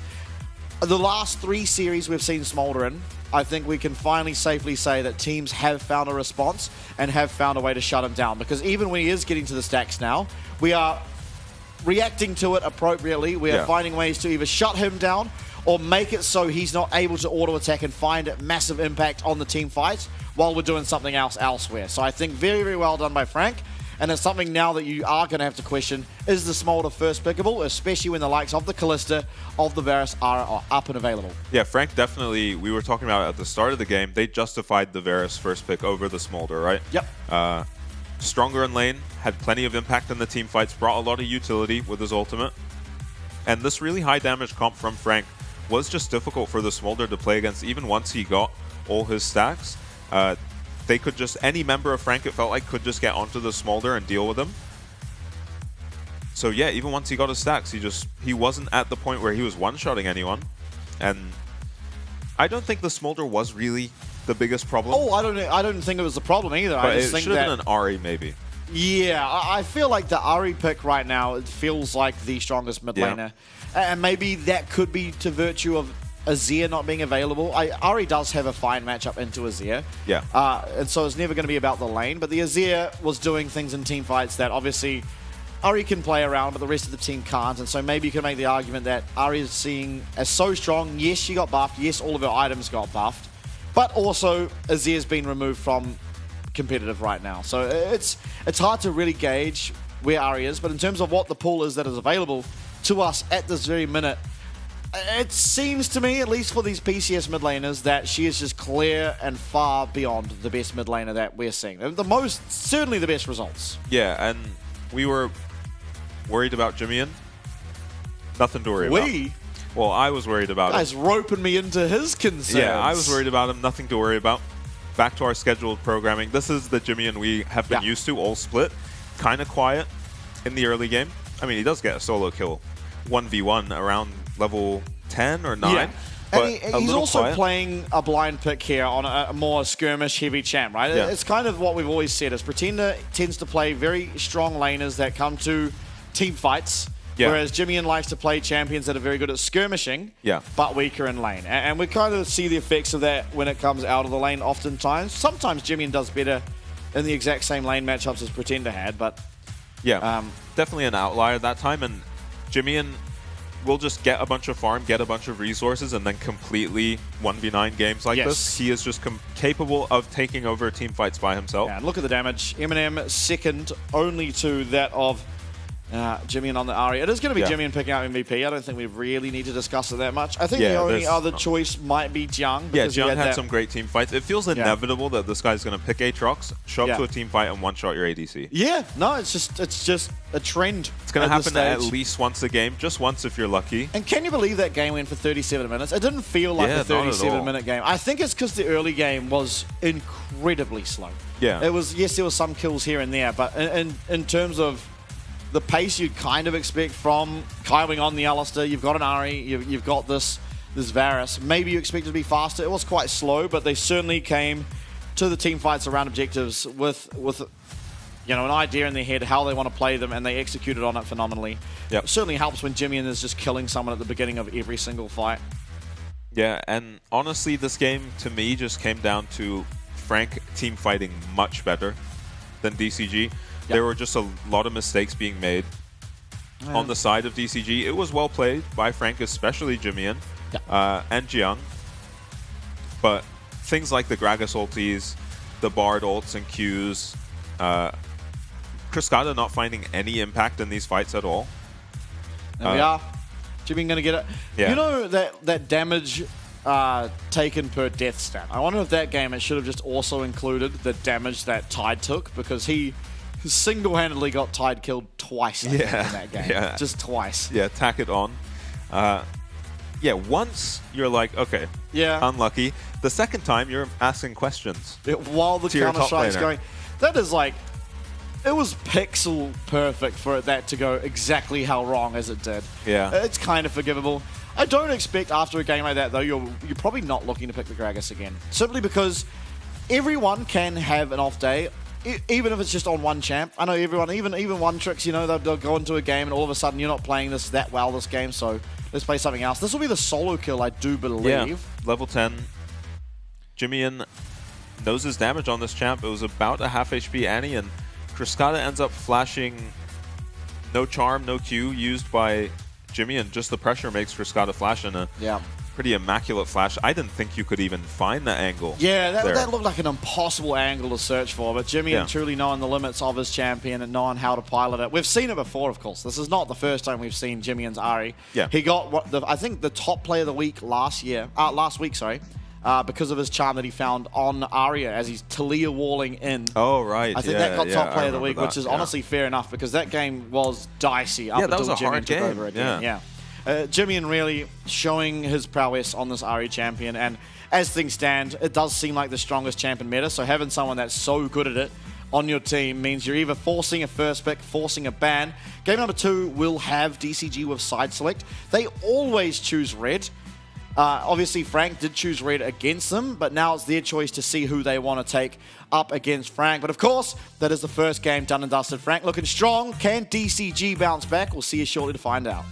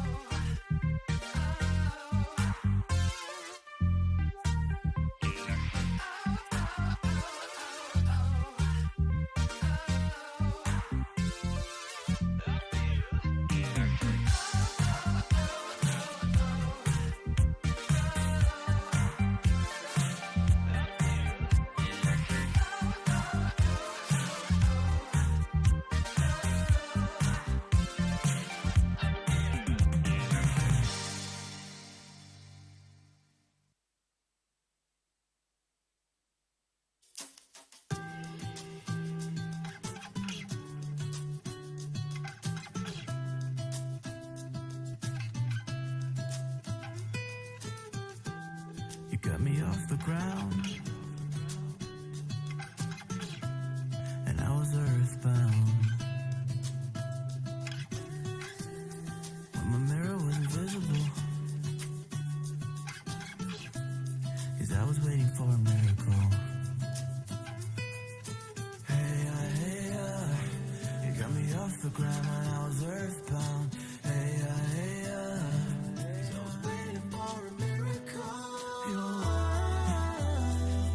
like a fire, I feel safe in your wildfire, in your flames, in your barbed wire. You're wild, like a fire, I feel safe in your wildfire, in your flames, in your barbed wire. You got me off the ground, and I was earthbound. When my mirror was invisible, 'cause I was waiting for a miracle. Got me lost for words, and it might sound absurd. You're like dope and adrenaline. It's like both well and genuine. Hey, you got me off the ground when I was earthbound. Hey, 'cause I was waiting for a miracle. You're wild, like a fire.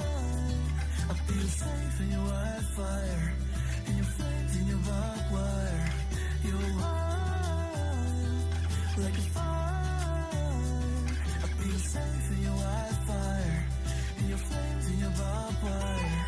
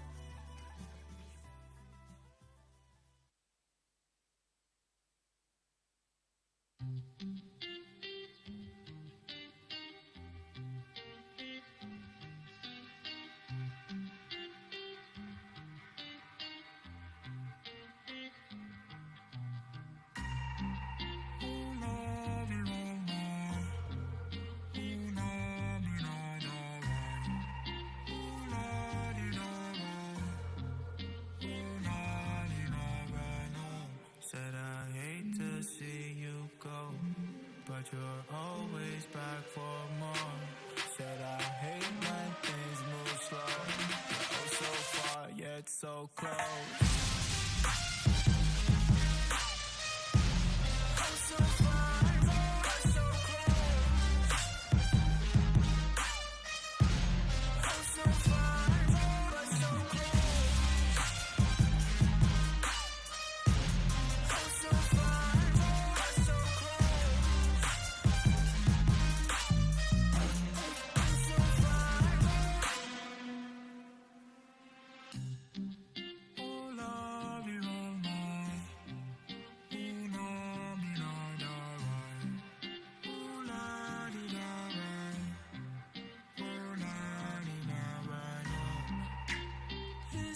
Hello paradise, I can't decide. Show me the light, show me a sign. Said I hate to see you go, but you're always back for more. Said I hate when things move slow. You're oh so far yet so close.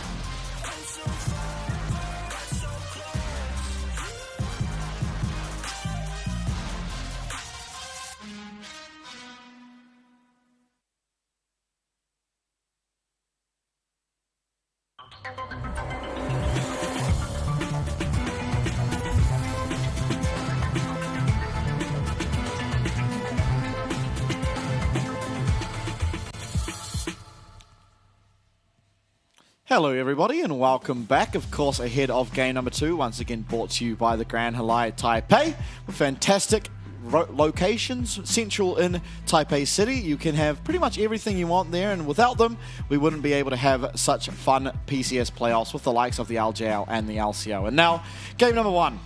It was kind of back and forth. I mean, it was Frank really dominant in the early stages of the game, but it was clawed back into the game where DCG, and Tide had himself in a position where he truly could have taken over, but some fantastic team fighting through the likes of Gemini, Jiang, and Jimmy, and certainly got them through.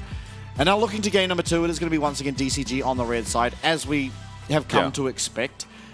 Different draft, I think, going to come out of it. Yeah, I think prioritizing the Ahri is going to make a lot more sense, especially if Frank do just pick the Varus first again. Yes. Assuming the drafts are going to be more or less run back. It doesn't feel like you have to ban the Ahri because Kriskata can play it. Yes. And then maybe if they first pick the Ahri, you give the Varus a go. And go for the Annie again. I didn't love the Annie. Honestly, it didn't feel like it did all that much. There were good points in that game overall for DCG though. Mostly that they got Smolder exactly where he needed to be. They got plenty of dragons in the early game, which is a dream when you're playing the Smolder, trying to get them through the early game. You put a lot less pressure on yourselves when you take the dragons early, as well as just their team fighting around those dragons. Yeah, it was pretty well played up until the point where it wasn't. And yeah, it now just fell apart at a certain point. Hui will again be probably permabanned against the side of DCG now. Yeah, it's just annoying. It's already a strong champ in the mid lane, even blind, and then... And in the support lane, apparently. Yeah, and that they can flex it too is just such a headache in draft that just don't deal with it. And I like the Jax ban from DCG just because it gives more power to the Xin that 665 really likes prioritizing. As well as it's just a flex for Frank now. Similar to the Hui for DCG. Yeah.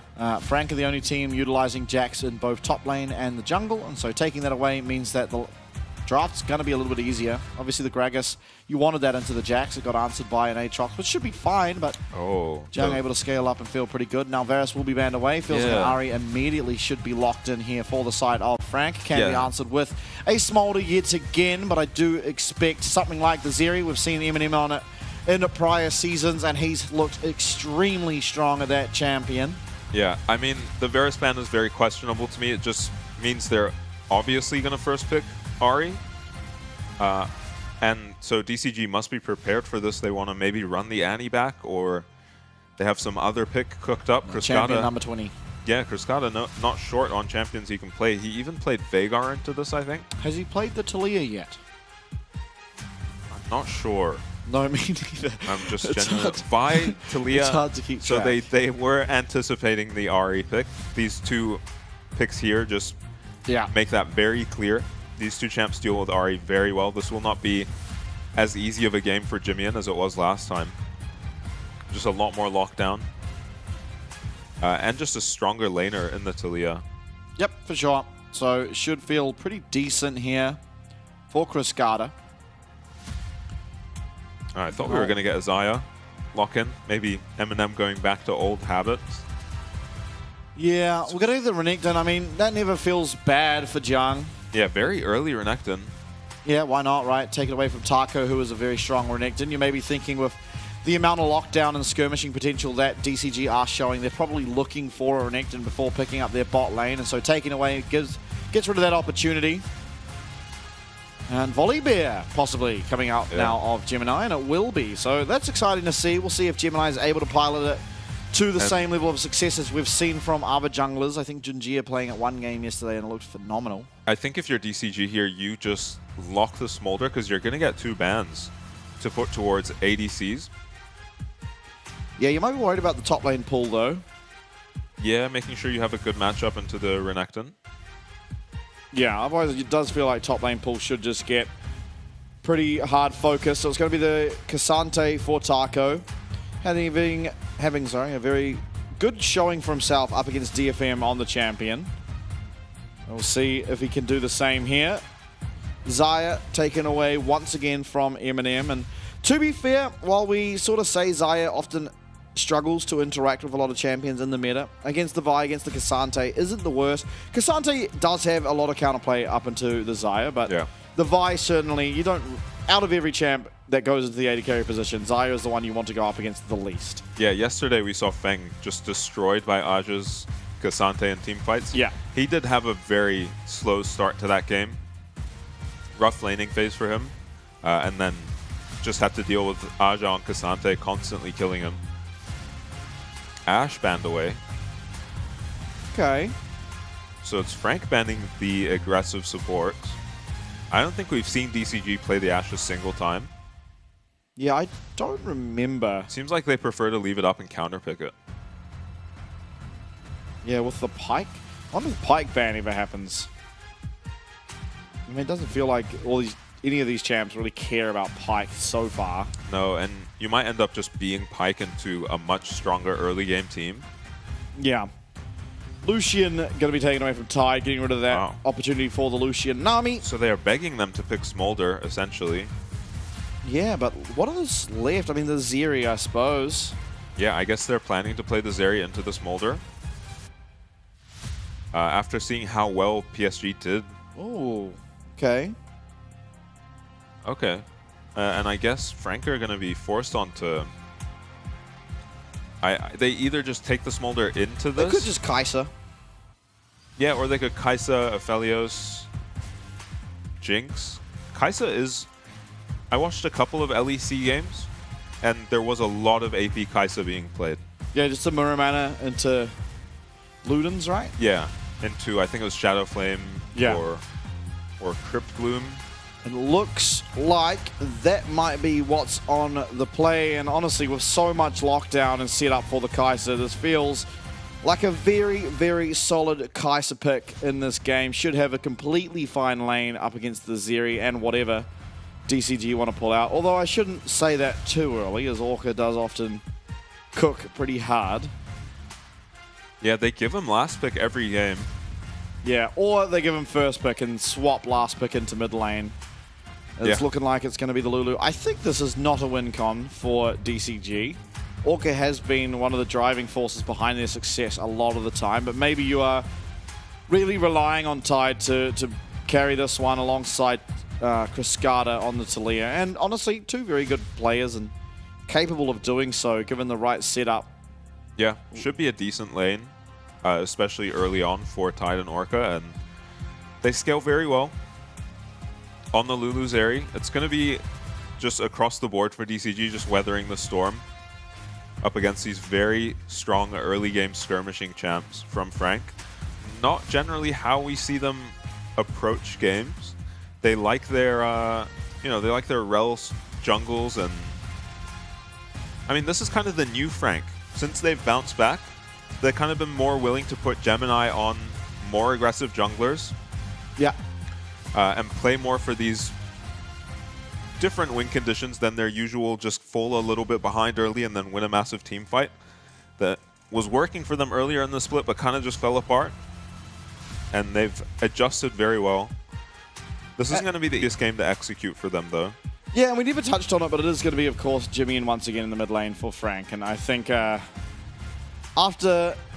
last game, there is no way you sub him out. That was such a performance, and he's got his hands once again onto the Ahri. Definitely a harder game for him. While there is obviously the lockdown coming through from the Ahri, it's not to the same, the Annie. Of course, it's not to the same extent that a Vi alongside a Talia can really prove, as simply a cease and desist into the seismic shove can just one-shot an Ahri. We'll see. You just die. Yeah, we'll see what Jimmy can do to weather that storm, but honestly, all the pieces of the puzzles around him. He's got so many strong champs, the Renekton, the Volibear, that can just set up for a nice little engage into a charm, into a one-shot, which he was finding time and time again in the game prior. But game prior has been and gone. It's now game number 2 here as Frank do lead the series 1-0, and it's up to DCG, as I said before the break, to show us that they can bring it back and to do so and to force this to at least a 4th game. Jiang, he's having a good game for himself last game. He's got his hands now onto the Renekton. Yeah, this is a champ where the player makes a big difference, especially when we get to these team fights. We saw Aja managing to have a lot of team fight impact on the Renekton with some great setup from his teammates as well. Yeah. Whereas we've seen plenty of Renektons just out of laning phase be completely useless. Yeah. Tide taking cleanse this game, so he's going to be very difficult to lock down. Just the Ahri charm and 2 melee range stuns, essentially. Yeah, it really feels like Tide should only really be in danger when Flash is on cooldown. Yeah, and Kaiwing having his Flash. Yeah, that's what I mean, yeah. Oh, true.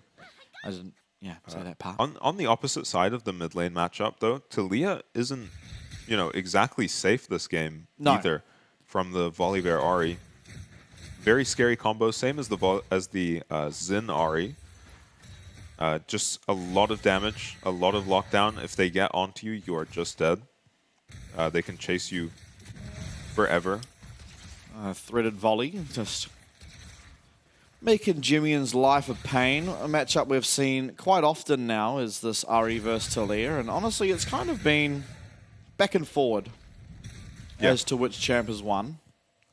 Yeah, there is a lot of playmaking potential on the Talia, but you're always at risk of just eating a charm whenever you're ulting aggressively. Oh, that's not a very good trade. Yeah. Zhang just walking up to Taco and removing half of his HP. Yeah. Yeah, that's terrifying. Taco did pick this into the Renekton, so... no, he actually got counterpicked on the Gragas and did fine in that matchup, so I'm assuming he'll be fine in his matchup of choice, top lane. Not a good start, though.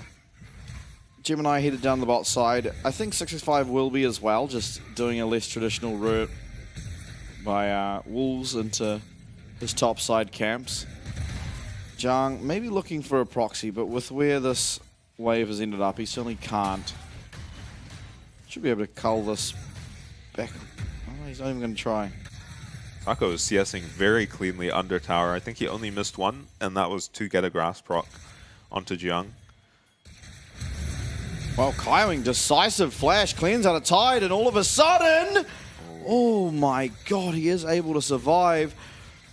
Gemini's in the area though. 665 does make his way down here as well, but this is going to be Tide forced to go back to base. He's forced to miss minions, and he's forcing 665 to lose all of his HP as well. Hex Flash available here for Kaiwing. Does get put onto cooldown, and the Void Seeker does connect. Eminem very low on mana. Gemini going to have to tank this one up. Will do so. Smite. Eminem picking himself up a kill. Orca flashes away. And it's going to be Eminem picking himself up a second as he does tank that last tower shot. Juggling of the aggro, phenomenal. 2 kills now onto Eminem on this Kai'Sa. Yeah, 665 opting into that trade with Gemini was just bizarre. This is your weakest point in the game as the Vi, and probably Volibear's strongest point in the game. 2 kills for Eminem, and I mean, we were kind of fooled into thinking Zeri was a strong laner just because of how well she's been doing into the Smolder. She's still a very weak laner. Yeah. No chance against the Kai'Sa, and I'm not sure what 665 is thinking here. Walking in face first into the Volibear, almost gets one shot. And then, yeah, you're obviously just getting dived.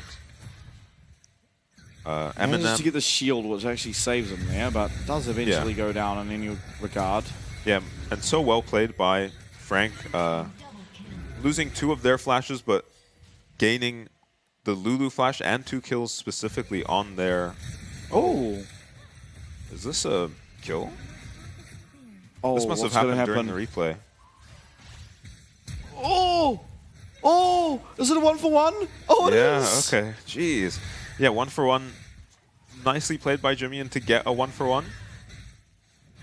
Both mid laners lose their flash. Talia will miss her flash a lot more than the Ahri, though. Yeah, especially as the mid laners are about to get to that level 6 point. Yeah. Talia not going to feel all that safe into the Ahri Volibear, whereas the Ahri, honestly, even if you do press cease and desist on her, should be able to create distance fairly well with the Spirit Rush. Yeah, and Gemini still has his flash as well. So this is going to be a very difficult 5 minutes for Cascada to navigate, and more action in the top lane during the last replay again. Just replay gaming. Oh, Jiang is just going to gobble him up. Yeah, no sweat whatsoever. Yeah, tower dives Taco. That's Ghost used from Taco for the dominance of Jiang. Yeah.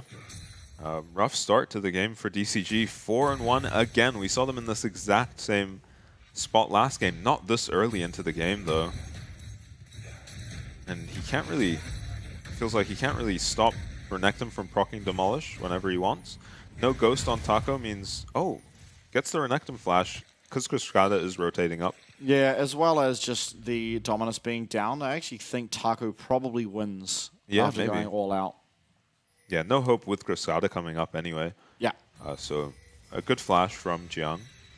Good flash, good flash. And I mean, Cascada is just playing it safe in the mid lane. It is going to let Jimmy in a lane where he shouldn't have prio, just be able to come down to bot and... Oh, everyone's here. Zone Tide off his wave completely.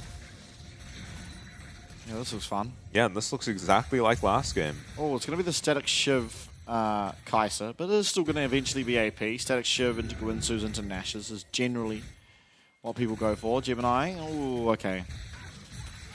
Good wherewithal from Orca to realize there is something going on. 65 does arrive. He's only level 5, though, to the level 6 of Gemini, but yeah, it is enough to make Frank decide not to follow on forward. Jimmy in. Uneven Earth, but it's going to be... Cascada. Oh, Charm misses. Spirit Rush. Okay, and Cascada just takes Jimmy and Zolt away from him in the 1v1. That is going to be a relief for him. And 665. Breaker, but he's going to get stunned up and comboed here from Kaiwing. Cease and desist used. There's no follow-up coming through from Zeri, and Killer Instinct available for this Kai'Sa means he's able to get there quicker. Tide does still go forward. It is only the level 5 on the Zeri, though, so not really got all that much follow-up. Kaiwing goes back in to save his jungler, but he is going to go down himself. It was a 4v3, but ultimately just a 1-for-1. Kaiwing going down in response to 665's death. Yeah, if not for Cascada beating out Jimmy in that mid-exchange, that would have been a disaster for Frank. But because they don't have their mid laner in that fight. It's salvaged. I mean, it's still, you know, not all that great for DCG. They have 4 people here and still only get the 1 kill, and 665 struggling into this Volibear. He just takes so much damage from him. His bot lane's not level 6 yet. So otherwise that's a kill on Eminem and a much quicker kill on the Kaiwing, who flashes out and then goes back in, saving his jungler. And yeah, Cruscada kind of heroic so far this game. Has 2 kills. His team's only 2 kills. So a lot on his shoulders this game. Yeah, and there is a big Renekton problem. While the CS isn't that far apart, it is like 3 plates to 0. Yeah, this is going to be a massive Renekton. He already has his Black Cleaver, Static Shiv on Kai'Sa as well. And solo kill already in the back pocket too. I mean, yeah, he's menacingly strong. Of course, Tide as well. He's put so far behind. Hasn't died yet, but being zoned away from so many minion waves as Gemini just sat in that bot lane bush, as well as almost dying to a dive. Yeah. Doesn't make for very good scaling. Yeah, I mean, Tide somehow keeping up in CS, in spite of this early game being pretty torturous for him. Oh, Frank, they're going to claim themselves. All 6 of these Void Grubs, the 65 may be looking for something on the bottom side. There is going to be Unbreakable Will available for Kaiwing. Eminem does have Flash as well, so it feels pretty uncertain. Both mid laners seemingly coming down here. It's going to be Kaiwing actually starting off the fight. This is a 4v3, and Frank are the ones that are opting into it. Eminem trying to run away. The Lightning Crash, though, might just find the damage. Cease and Assist comes through as Jimmy and jumps over the wall, and that's his first Ahri death. Actually, second Ahri death now. Yeah, coming of the through series. Of the series. Yeah, just getting a little too lippy into the Vi, right? Maybe thought he could take out 665 much quicker than he could, used to how fed he was last game. And like you said, it was Frank opting into that fight. I don't think Gemini ever goes down here. Once you're behind the wave, Talia's not doing all that much. And this tower was gone the moment those 6 Void Grubs got taken by Frank. There's no hope of this tower standing. Yeah, I mean, already in this matchup, we've seen Jiang just relentlessly sit in Taco's face and hit the tower just at will. He's a little bit lower right now. If he wants to hold on to his tower, has to just fight the Black Cleaver Renekton. Is doing a decent job of it. But once Jiang can get some of this HP back, he'll go back to ignoring the Cassante and hitting his tower. I'm assuming that's how he lost it in the first place. Nice dodge on the charm there from Cruscada on the top side of your screens, but... Oh, actually, Gemini, I mean, we said it, we think Gemini is just the best at smiting everything, and he did once again claim himself. Let's go to Crab, charm lands here, and all of a sudden, 65, he's not going to be much long for this world. Nice seismic shove, does connect onto Eminem, but without much damage yet, it's not really going to be all that meaningful. Pulverize available for Kaiwing, is he able to find it? Yes, he is, and a double kill now. A 4-0-1 Kai'Sa for the side of Frank is going to bode well for their chances here in game number 2. Yeah, and I honestly just thought DCG wouldn't be contesting this dragon. There is an item advantage on the ADCs, as well as just at this point in the game, Kai'Sa being so much stronger than Zeri. Oh, God. Cloud Soul against Kai'Sa, Alistar, Ahri, Volibear, and Renekton as Taco is once again taken down on the top side. I'm sure we'll get a replay of that, but hold on, there might even be a fight down the bot side before we see it. 65, he's going to get stunned up, lose the majority of his house. Oh, not house. I hope he didn't lose his house. Yet Jiang, at 12 minutes, in a blind pick, has taken his tower and killed his lane twice. So 665, without his Lulu near him, just getting caught here. No vision makes this a million times harder to contest. Cruscada doesn't dodge this charm, and pretty hard to dodge the charm, honestly. Point blank. Does flash. Yeah, a bit of a flash of hope out of him there. All right, here we go. Taco realizes his tower is going down maybe a little too late and makes a run for it, but wow, Black Jiang Cleaver knows his range on that champion. Yeah. So well.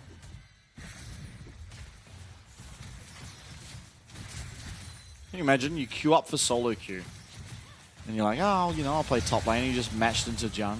Oh, I'm getting exposed. Yeah, I mean, Taco's feeling that way right now. Yeah. Honestly, in both games, kind of. 30 CS down in this one. Yeah, Two I mean, deaths. this game a tower. especially, he got the counter pick. Yeah. He didn't really use top as a counter pick, though. Honestly, from what we've seen of this matchup, it tends to be that just not a whole lot happens, right? Yeah. It looks like Kasante's suffering a lot, but ultimately he's down like 5 to 10 CS. Yeah. Maybe a couple of tower plates, but then just as impactful when you come to team fights. Now, we haven't really got to the point where either of these top laners have been in a team fight, admittedly. But at the stage we're at and what the items are looking like, I mean, he's got a Thornmail. Yep, nice into Renekton. Maybe nice into Volibear, but Volibear's building tank. And it's not going to be any point of interest, really, for the likes of Eminem or for Jimmy, who are going to be building predominantly AP. Now, All Out was used. Dominus going to be answered. Cease and Desist does come through. Culvermeat going to be cancelled. Nice flash. Lightning Crash does go wide as Tide. Going to be a whole lot weaker on the Zeri without access to that ultimate. And Jung, all things said and done, does make his way out, and Frank do claim the mid lane tower. Yeah, meanwhile, Eminem's just picked up bot tower, picked up mid tower, and looks like they'll pick up the Rift Herald too. Jung still has his flash after all of the fighting in the top lane, so he's able to get away from that play. And and now he's got teleport down. yeah, I think Cascada just gets out with ulti if he has it. We'll see. I mean, he's kiting for now. He's doing some fancy footwork, pressing the S button as his threaded volley comes through. Yeah, Jung. not worried about the Renekton with no ult, no flash. Yeah. And he has built more for And now the Kasante matchup. all the boys are coming. But they're going to have to quickly recall because Rift Shield has been dropped and Eminem isn't going to hop in it. Just going to let it crash and look to take the tower himself. Oh, accidentally cops a tower shot. Oh my Kaiwing, you're nasty as the Pathmaker gets cancelled out there by this Alistair. Cascada now teleporting to try to save this top lane in a tower, but will not be able to as Eminem also claims the middle. Cascada gets immediately engaged on. Killer Instinct's going to confirm that Eminem's there to provide the damage necessary. Nice charm, but nice Pathmaker from Taco means he's not going to get CC'd up and taken out, but it is going to be Frank. Once again, they claim the mid laner, they claim at the top tower, the bot tower, the mid tower. Everything is going the way of Frank in game number 2. Yeah, meanwhile, Jung's getting to shove in a wave. His team 4v5 managed to take the top tier 2 and a kill. Cascada just getting caught face checking there. And I mean, the vision so far has been very one-sided for Frank. It feels like DCG are constantly walking into Fog and then getting caught by the RE charms and the alley engages.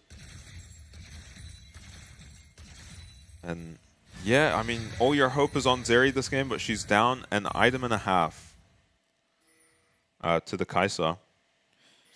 Yeah, it doesn't bode too well now, does it? I mean, this Kai'Sa now, Gwynsu's online, working her way to this Nash's, and I think at the point of Nash's, there's really not all that much that the side of DCG can do because, again, Eminem's going to be outranging everyone with the poke from that Void Seeker. She's already so strong that if she does use that Killer Instinct, you're pretty guaranteed that whoever she's on is going to just be taken out immediately. And honestly, the rest of the map is also just very strong. Jimmy and maybe being the exception, which, you know, you can give him a day off after what his last game looked like. Yeah, and especially with these champs kind of first rotation, the Vi and the Talia to answer the RE pick. Ooh. Yeah, that Void Seeker, I don't even know if it's upgraded yet, but certainly is fighting a lot of damage when it lands. Yeah. I don't think it would be upgraded yet. Yeah, I think just missing a little bit of the AP. Maybe Fiendish Codex might be it. Not sure. Yeah, definitely once he gets his oh yeah, Nasher's right.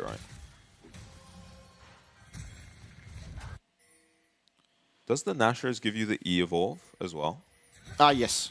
Yeah, with the Gwynsus. You have to have both. Okay, so that is the advantage of this build. Yeah, it takes a little longer to get the Q evolve, but you get the 3 evolves in total a little bit quicker. Yeah. I don't think you even evolve the E on the other Kai'Sa build. The E? You just play without it. Yeah. You mean the W? No, you don't evolve the E on the other AP version of AP Kai'Sa. I think you do. It takes a little longer because you get a scaling attack speed, so... Oh, okay. You will eventually without a evolve single attack speed item, though? Well, you have the Nashes. Oh, not on the other AP Kai'Sa build. Oh, really? There's no you don't even build that. Yeah, you won't upgrade it then. You go for the gun into Crypt Bloom into Rabadons, I think. Damn. After your Miramana, of course. So you just get the Q very early and then the W. More damage on the poke of the Kai'Sa, but Less Eminem, sustained. yeah, less sustained damage, and Frank not really playing a poke comp anyway. Yeah. I mean, they don't need to, right? They've got a whole bunch of engage, a whole lot of CC that can get Eminem into these fights. 6-5 going forward is going to be the ultimate, the Weaver's Wall coming through, but nice flash from Eminem gets him out of harm's way. But Taku with the ghost pop, with everything popped, is looking for a way in. Tide has also found his way now onto Eminem, but Jiang's in the middle of 4. Jimmy is behind 4. It's going to be 2v4, and it's looking like so far Frank are doing okay, but they turned down a lot of damage onto Jiang. Nice charm out of Jimmy, and one reset would be so important. He's able to get it, but the Spirit Rush has timed out. And now Chris Carter, Orca, as well as Taco are trying to hunt down the Croc. Steve Irwin are on the hunt, but it's going to be Jiang getting out, and honestly, the Fox is going to be taken down. Shutdown picked up. Chris Carter claiming that one for himself. It was a 2 for 2, all things said and done, but gold's going to be favoring the side of DCG. Yeah, you're happy with that fight result as DCG, but it looked like it should have gone so much better for them. Tide ends up flashing to chase the volley bear on the side of Frank and finds himself in front of the crocodile. A good engage onto the Kai'Sa. He's able to kite it out, and then Gemini gets polyed, so he can't jump over the wall. And then Tide flashes and finds himself face-to-face with Jiang on Renekton. And Jimian finds a ridiculous flank as well to follow up on the stun with a charm. And Cruscata with a nice Shattered Earth to peel himself there, and they trade a kill back onto Jimmy, and they don't quite get Jiang. That's very unfortunate. Yeah. I mean, here, the last person I expected to die was Jimian. Yeah. He was the person that died, but you get those on the big jobs. Yeah, shutdown's a shutdown at the end of the day. And it's going to be Cruscata picking that one up. 2 items for Cruscata on the Talia. Certainly going to be very hard to deal with at this point. And did Taco clean up Eminem? I guess he did. That must have been Eminem's first death. I don't remember him dying earlier. Yeah, okay, so that would have been a nice wee little bit of pocket change for the Cassante, although it's not really that. It feels a little bit too late for him to impact this game meaningfully. And that's mainly because he's just so far down in gold. I think if things were even, maybe if we can find a few more bits of gold here DCG walking there, into fog. Yeah, it might be a bit better. Jiang, though, I mean, Frank are going to be fine to just play this slowly. They've got Jiang slowly pushing down the bot side. Can Kaiwing cancel this back, or can anyone cancel the 2 backing here in this bush? Not going to be able to. It's going to be Tide, able to get on out, but with that, the AD carry now gone, is going to be coming back towards this Baron. And Frank, they don't have the sustained DPS that maybe they'd want despite having the Kai'Sa. And so are going to not hit the Baron for the time being. Not risking it. And no need to. 1.5 minutes on this Dragon, and if you eventually get the Cloud Soul, you're going to feel so good. Every single champion on this team is going to utilize that almost better than any other champions in League of Legends, so... Yeah, is this normally the Talia build with the Leandries? It depends what you're up against, but I mean, you are facing an Alistair, a Volibear, as well as a Renekton, so I think it makes sense. Probably enough HP to justify the Leandries. I'm not sure. It's been a bit since we've seen the Talia. Arya played it, but I don't remember what he built on it. Yeah. We weren't focused on his items. We were focusing on how insane he was. Yeah. I was up against Frank. Yeah, Cruscata having a decent game, all things considered, honestly. His team falling very far behind and him still finding wins in the mid lane and rotating to help his team. It's going to be this choke again. It feels like DCG are constantly walking into fog this game. And they don't really have a team member. You know, they don't have a Nautilus or an ally of their own who can just walk into fog. And Frank are fighting them over all of the vision. And when they commit to finally win a bit of vision back in the top lane, they have to now walk in blind into this Dragon if they want to contest it. Yeah, and into the Void Seekers as well. If Eminem is landing them, oh, that one does go wide. That's going to feel a sigh of relief, I think, if you're DCG, as it puts it on this extended cooldown. M&M. And there's just a lot of damage missing. Now, all of a sudden, an engage comes through. It's all on to Jimmy, and who is taken pretty low, but he's not taken out. And it's going to be M&M ulting into the team fight, finding 1 kill, finding 2 kills. Jung, in the meanwhile, is able to pick up 1 for himself there, and he's maybe even looking for a second. M&M gets himself a 3rd, and only Taco is able to survive. He's popped the Ghost, he's popped the All Out, but he's using it to get himself back to his base, maybe able to defend for 1 more push, but it's going to be Frank who take down at least the inhibitor tower, at least the inhib, and with, 10 seconds left on Orca, 15 on Tide. It looks like Frank are going to try and end this game. Nexus tower number 1 being the focus, maybe even Taco able to deny for long enough. That teleport is going to get stopped there, obviously, from the Pathmaker, and all of a sudden, Frank, they do not have the damage to get it done. Respawns are coming through. Don't want to give over all this gold, TP. and they are going to leave. Teleport is coming through.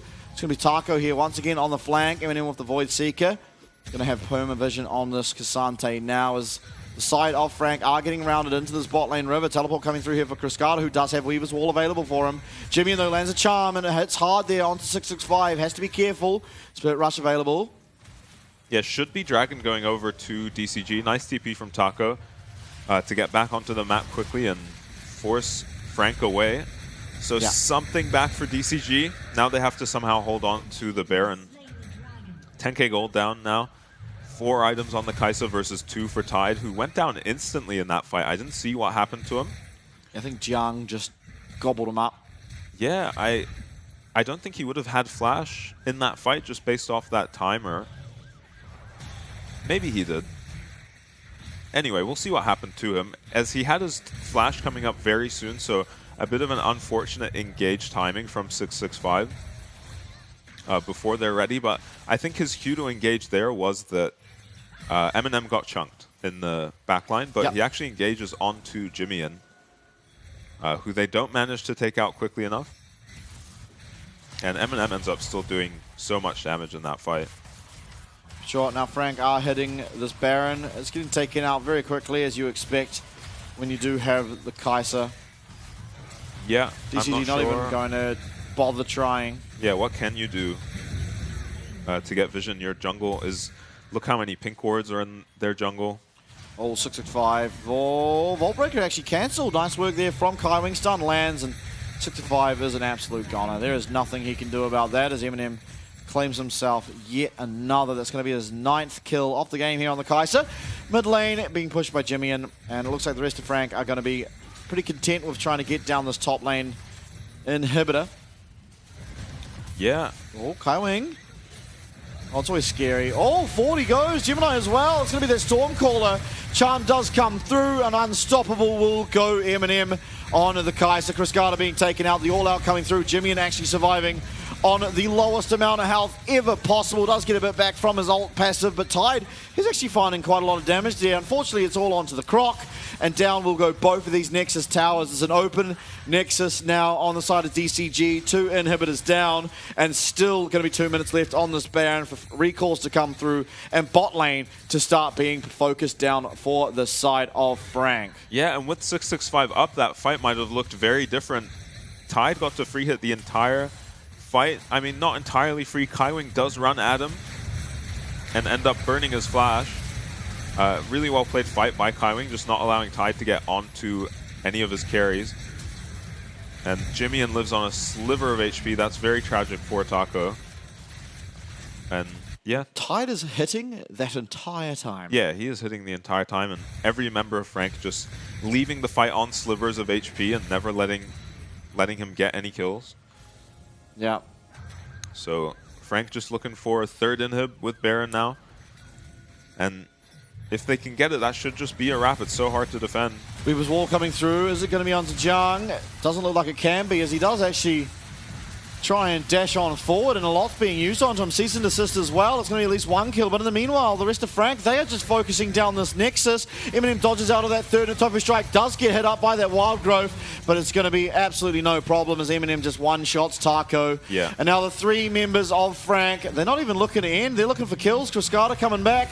Void Seeker does land, and down will now go that to Leah. Yeah, and this is the game all done and dusted. Frank, very convincing, even quicker than in game number 1. They put the stamp. Game number 2. Match point now. Frank Esports. Yeah, there are some ADCs that struggle to take down the Cassante when he's on them. 2-item up Kai'Sa is not one of them. Yeah. Eminem had a great game, got very, very fed that game. And DCG, they make a desperate play at the end, kind of forget about their Nexus. Yeah, I mean, but they that's saw where an the game angle. was going anyway. Yeah, that game was a matter of seconds from being over. You had a minute left on the Baron. You had all 5 members up, very healthy, fresh off resets, and a Kai'Sa who was so untouchable it was unreasonable. So, all things considered, I mean, you had to make a play somewhere. You made the play. Your Nexus got focused down. Whatever. You either try something or you don't. You're losing either way pretty much, and so Frank do get it done. Even more convincing out of game number 2. I mean, that game obviously was Eminem, really, that was carrying, and it was great to see him carry on a champ like Kai'Sa, who we haven't seen a whole lot of. I think this game, one of the rare games that I think we've seen Frank actually outdraft. Yeah, definitely, and I think where it went wrong in the draft was, I mean, I guess the Cassante if he doesn't win, but we've seen other teams win in that Cassante matchup, or at least go even. Where it went wrong was the Zeri, first pick in the second rotation. I don't think the game's all that different with the Smolder, but you have a more realistic win condition with the Smolder. The Zeri never got online, and a 2-item Smolder from that far behind can be threatening, but you saw Tide free hitting for an entire fight onto Renekton, who's not the tankiest frontliner, and he just couldn't take him out at all. Yeah. Eminem, on the other hand, having a great game on the Kai'Sa. You get to pick whatever you feel like picking up against the Zeri. Kai'Sa, very good matchup against Zeri, and I think the game really fell apart off of the early game by 6-6-5. Yeah. It felt like he didn't really understand how he should be playing the Volibear matchup. He was just taking fights that he had no hope of winning ever into the Volibear.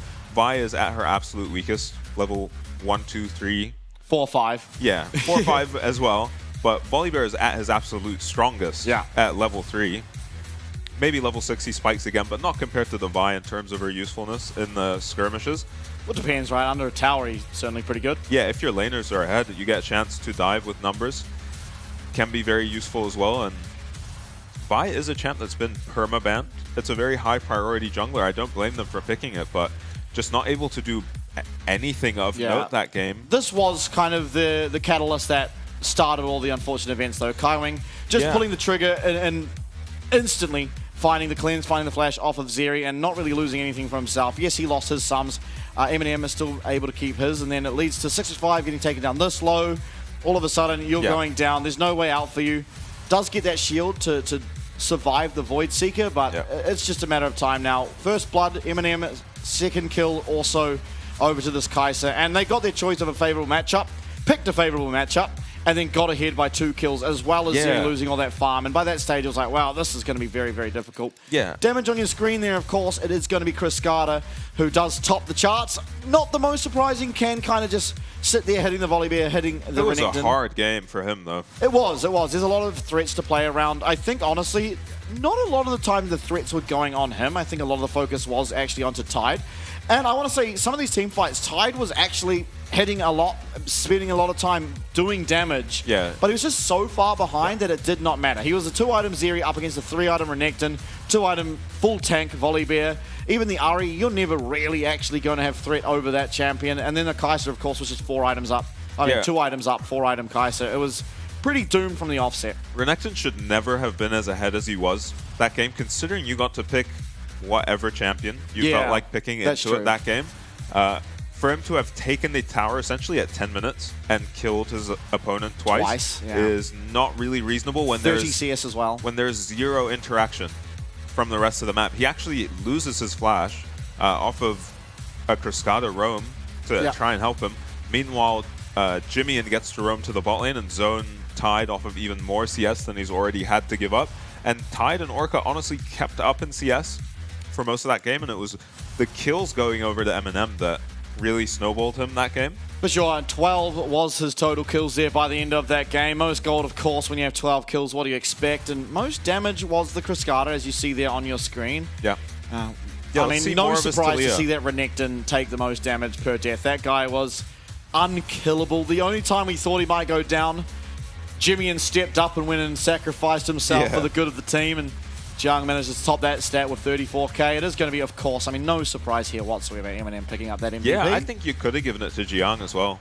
Yeah, I agree. You could have, obviously, just decimating his lane, but, I mean, when you're a 12-kill Kai'Sa and you are... Honestly, did he make a mistake? Like, any noticeable? Maybe that one time he went down, which we never actually got to see, I don't believe. Yeah, There we was didn't one see what team happened fight. to him. But other than that, he was his only death, and the rest of the time he was just pumping out damage, as you see there on your screen. Up 5k gold, 12, 1, and 3 as Dare an 80k. I say, haircut buff. Yeah, it could have been. Maybe haircut buff. Maybe that barber just getting crazy with him. And what fight was this? There were so many. Yeah, there were. Is this where Jiang just finds Tide? It must be, right? Jiang is just strolling up. So what happens to Tide this fight? Oh, it's Kaiwing who finds him, and then everyone's able to follow up. Eminem with Gemini. And Kaiwing is a demon on the Alistair. Yeah.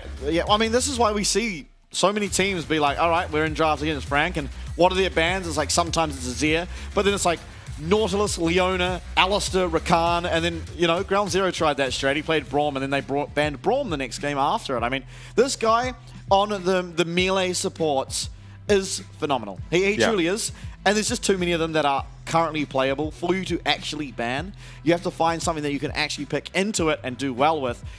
Yes, your lane should be okay, and we saw the early stages of the lane there for the Zeri Lulu doing pretty well up until they honestly, overstepped. at level 3, at level 2 or 3. Up until they overstepped their mark, and Kaiwing just pulled the trigger immediately. Yeah. Absolutely no hesitation.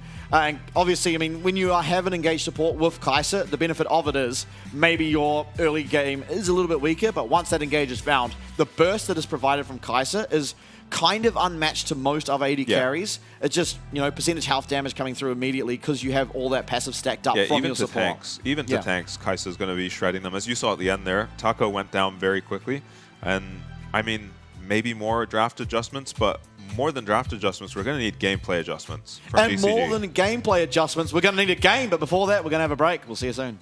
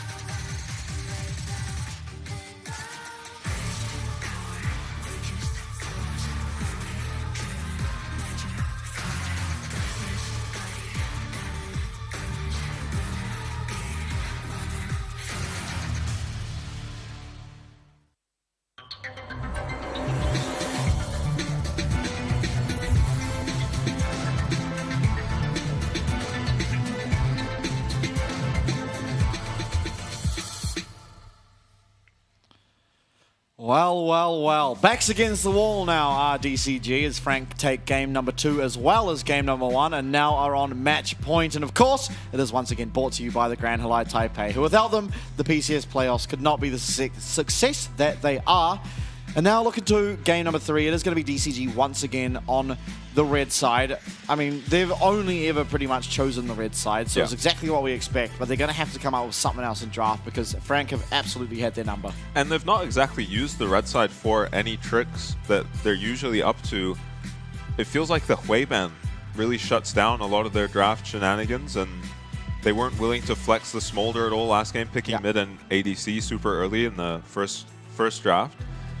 This Ari might be something to think about. Yeah. Yeah, it was weird to ban the Varus, because if you leave the Varus and the Ari up, you're getting one of them. Yeah. They felt like the key picks in the first game. So it didn't make much sense banning the Varus, giving up the Ari. They did pick 2 very good champs into the Ari, so it's not like they forgot about it or anything. They just weren't really able to get through the early game in one piece to capitalize on how good their champions were into the Ari. Cascada had a great time in the mid lane, even just isolated 1v1. Burning Jimmy and Zolti without using anything. And winning his team, well, not winning, salvaging a fight for his team in the bot river. Game 3 comes game 3, champion select music, and Jimmian once again for the side of Frank. Hui ban, I mean, what a surprise. It'll be Hui, Karma, and then Callista, I believe, was their last bans. Yep. Nautilus, Jax, yeah, that was last game, and then Varus was their last ban. Yeah, I think they can drop the Varus ban pretty safely here. No, they go for it. It's going to be Ari, first pick by Frank again. Yeah, almost certainly right. I don't think, like, Jimmian didn't have as good of a game in game number 2 as he did in game number 1, but it was suffice. Obviously, at one stage, finding the kill onto Cascada when he was, you know, 2v1 essentially, with Orca coming up to assist his mid laner. Yeah, he plays around the fog so well. Yeah, this is a good change, though.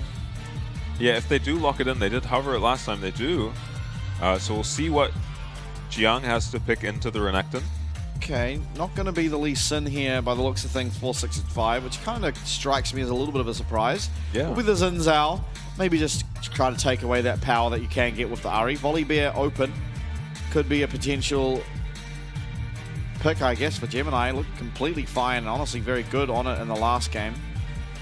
Yeah, and then we'll see what Jiang goes for. Maybe just the Cassante. Okay. Takes the opposite side of the matchup that he destroyed Taco in, so throwing down the gauntlet, essentially. Yeah, and I think we can expect to see a better performance this time. Yeah. Yeah, I don't know what happened in that lane. Sometimes when those matchups go so badly, you do see top laners willing to run them back because they've just made some mistake off screen that we've not seen. But it felt like Jiang was just had the better of him the entire game. Sure. Now Vi going to be locked in this time for Gemini, so not going to be the Volibear. Yeah. It is also the Orianna now for Cascada ahead of the second ban phase, and AD carry supports are the remaining pickups available for both sides, unless somehow DCG managed to get this Orianna into support. Yeah, massive power picks on the side of Frank and high priority champs for DCG. Smolder just banned away. But they're champs we haven't seen perform all that well. Well, the Xin Zhao has, as the Renekton has. It's just the Orianna hasn't. Yeah, true. The Xin and the Renekton. Maybe just in this series, the Xin not looking as good as it has in the past. Yeah. And Now Lucian going to also be the ban. Ashe on the other side. Now, I mean, honestly, feels like you probably... Oh, Kai'Sa, Zeri... yeah, we're going to get unconventional ADC maybe picks. ban Xayah. Honestly, I think you can just ban the Xayah here as Frank, actually. Yeah, they might want to play it themselves. No, there's no way you want to play... Well, I guess Xin and Renekton are okay, but you just... They're going to get the first pick. They're probably going to take Xayah. You've already showed the Vi. Yeah, you should be taking the Xayah here if you're DCG. This is one of the few games I think that Xayah would make a lot of sense. Struggles a little bit with the Ahri, of course, but taking Cleanse should mean that that is kind of negated. Yep, and then just makes the Vi very sad in team fights. Removes a possible target for her. Especially because Orianna will, at some stage, have a Zhonya's. So, yeah, I mean, I don't know. I think the Senna ban was a waste of time. I think probably should have been the Xayah taken away. But anyway, it's going to be Tide getting his chance to play the Xayah. Kai'Sa most likely will be the answer here for Eminem. After last game, why would you not? Yep. Yeah, he just performed exceptionally well on the Kai'Sa. Going to be a tougher lane, a lot more resistance from the Xayah, and Orca gets to last pick support again, so should have a favorable matchup. And I wouldn't be surprised to see Kaiwing just go back to the alley. Yeah, I mean, he's got his pick a little, really. Ali, Leona, Rel, Rakan. Maybe the Rakan, actually, come to think of it. Yeah, it was banned away from him last game. Yeah, and just taking away the Rakan Xayah might feel good. Rakan does perfectly fine with the Kai'Sa. Yeah, the alley, Rakan doesn't love playing into the alley, but it is a very strong lane combo. Honestly, I think these like support matchups between the engaged supports, there's no real winner or loser, almost ever. Yeah. I think it's just like, yeah, you'd rather play into something else, but you don't hate playing into this. It's kind of feels almost how most of those matchups seem. It's going to be the Rakan, I think, here for Orca. Again, though, I think Frank and honestly DFM did a pretty good job of it too for the majority of that series. They've found a way to take Orca away from these power picks that he is able to carry the game on and made him play something that is more traditional as support champ. And when this is happening, you have to favor Frank. Yeah. Simply because when DCG look at their best, Orca is actually playing a carry champ alongside the Smolder or alongside the Senna. So yeah, definitely just outpaced by Kaiwing on the traditional supports. Yeah. Finding so many engages and playing so well in team fights on all of these champs and controlling vision a lot better too. Yeah, So- absolutely. Yeah, so without Orca being able to bully his lane, like he usually does on stuff like Nico and Hui, yeah, it's been hard for DCG to get out of these early games in one piece. And impressive from Frank to just kind of switch up their style, like we said. They're not a team who snowballed early game, earlier this split. And it's hard to do a 180 like that in the middle of a split. Yeah, absolutely. But for the third time and possible final time here of the series, it is going to be us loading into the game. I mean, I'm still standing behind after seeing the drafts. I think Frank could have got a better draft this game. Opted not to, but I think ultimately, looking at drafts, I still favor Frank. It's hard for me to ever look past this Ari, and I also don't think Taco is going to get as much leeway into Jiang as Jiang managed to do into Taco. Yeah, I'd be in shock if Taco took this tower at 10 minutes. Yeah. That just shouldn't really ever be happening. We'll see how it plays out. I think it's also important to mention last split. I mean, I know I talk about last year a lot, but when it comes to players like Jimmy and like Gemini, I mean, they were just so good last season. Yeah. Gemini's best champ by far was Vi. Yeah, this is such a strong power pick at the moment as well. We usually don't even see it make it. Yeah. You don't have through tools drafts. to deal with it. The Xin Zhao has the ult to be able to split up the team fight. You have Renekton, who doesn't really care if he gets Vi ulted most of the time. Hold up, Orca, though. He's actually going to get ignited. There is a flash available for Eminem. He's going to choose not to use it. In fact, it is going to be a summoner advantage here for the side of DCG even, as Orca does have to cancel his back. And so bot lane going to be made a little bit harder for Tide, especially after Eminem manages to find a pretty decent chunk onto Tide's health as well. Yeah, Frank's starting this game out very aggressively, and Eminem looking for more. He's not going to find Orca there anytime soon, though. It's going to be very late to lane, and Tide is going to start Q and hopefully get some of these melee minions, but I think Kaiwing is just going to zone him off. So both junglers planning to path bot again, it looks like. Yeah. And, I mean, this is just kind of how the meta's developed, right? You almost have to. Yeah. Feels unavoidable for you to not go to the bot side. I mean, yes, Renekton has gank set up, but you're against the Cassante. You just should be getting ahead as the Renekton. Not as ahead as last game, admittedly, but ahead nonetheless. This is another lane that Cascada should feel pretty good in. Surprised he didn't go Arcane Comet into the Ahri. Yeah. I mean, honestly, Ahri can kind of dodge out of it, but the command dissonance does kind of make it a lot harder. Yep. I mean, already seeing a difference. At Yeah. level 2 last game, Jiang just walked up to Taco and claimed half of his health. Yep. And DCG not really able to walk up to their wave. Shove in favor of Frank just by virtue of Orca not starting out in the lane. And Kaiwing is going to have his Ignite up before it's really relevant. You know, by the time it is needed. Yeah.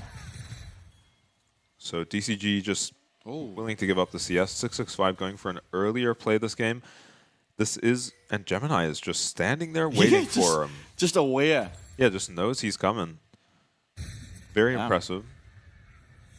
And Jiang's actually got a health advantage, although Color Meek here will change that. Yeah, very tense in the mid lane. Honestly, both mid laners pretty low. One bad trade from either. Nice Cascada max range on the Orianna. Yeah, minion DMAT helping Jimmy and get this shove in. The charm makes sure Cascada isn't going to be trying to freeze or anything crazy. Bit of sustain in Ari's kit as well. Yeah, for sure. Gemini going to claim the bot crab and maybe run up for the top one, but he's still got his red buff up. And maybe doesn't want to leave his bot lane isolated. Yeah, I think 65 probably just going to go up to the top side now. I think this is a win, obviously, for the side of Frank. It's while small, just ensuring now that 65 cannot be on this side of the map means that your bottom lane is going to have to play a whole lot more scared, while Jiang is never really intending to have push in this lane. Yeah. And so he will just be fine at his tower, unless somehow 65 can find a dive. And admittedly, this trade here that has been found by Taco does open up the opportunity to, as Jiang is now very, very low, and 65, as you see on your screen here, is pathing into the top side. Yeah, he could be in trouble here. He actually has flash. Yeah, I was going to say. Oh, nice dodge.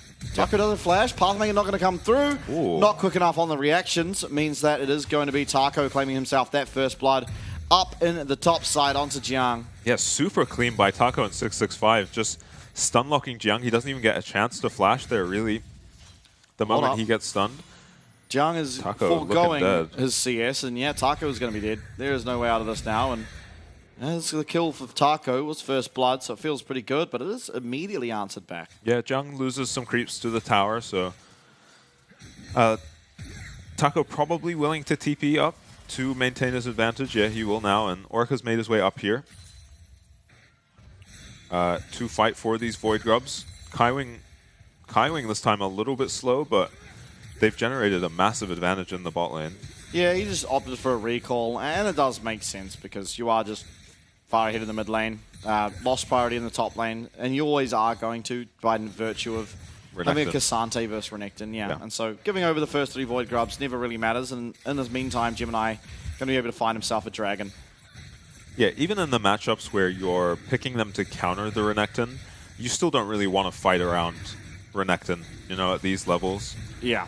Still just going to bring more than any other top laner in the game to these kinds of fights. And especially at level 6 that he just ticked over to now. Cascada doing the same as well. Meanwhile, Frank trading the dragon, though, and catching this wave in time. I do worry about Jiang in the team fights by obviously virtue of not having the ghost. It's going to be very hard for him to stick onto a target. Yeah. It does mean that he is a lot safer in his lane, but yeah, just loses quite a bit of power. A lot of kill pressure and, you know, quite a bit of survivability too. Yeah. Much longer cooldown on the flash as well. I think 2 minutes, right? Yeah. Definitely nothing to scoff at. As my good friend Shock says, nothing to sneeze at. So maybe a setup for a bot play here by Frank, and they have all the vision control down here. Jimmy in. Not level 6 here on the Vi. Doesn't feel very likely that much happens, especially as that charm does go wide. Yeah, nice dodge from Cascada. He is very low on mana, though. Yeah. Usually on the Orianna, you Jimmy's health bar. What has happened here? Charm! Oh, we're going to see a repeat. Cascada is going to live. Yep, and he needs to get out of here. Bolo for Cascada in the mid lane. Okay, pushing, and meanwhile, Gemini has taken 665's red buff, but you're always happy to help your mid laner get their wave in. Make sure there's no Vi there to pick him off. You're going to see the replay. And nice, it's a really nice, dodge on this charm. Gemini just has to leave. He isn't level 6 on the Vi yet, and I didn't think Cascada would have mana for ulti or much else, but he actually just has QW ult here and follows up this kill onto Jimmy. And yeah, flash Q.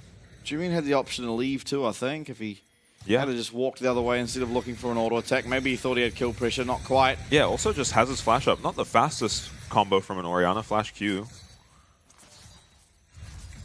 Yeah, close. But unfortunately for Frank, no cigar is an early lead now gathered by DCG. Yeah. And it's off the back of Taco and Cascada winning their lanes.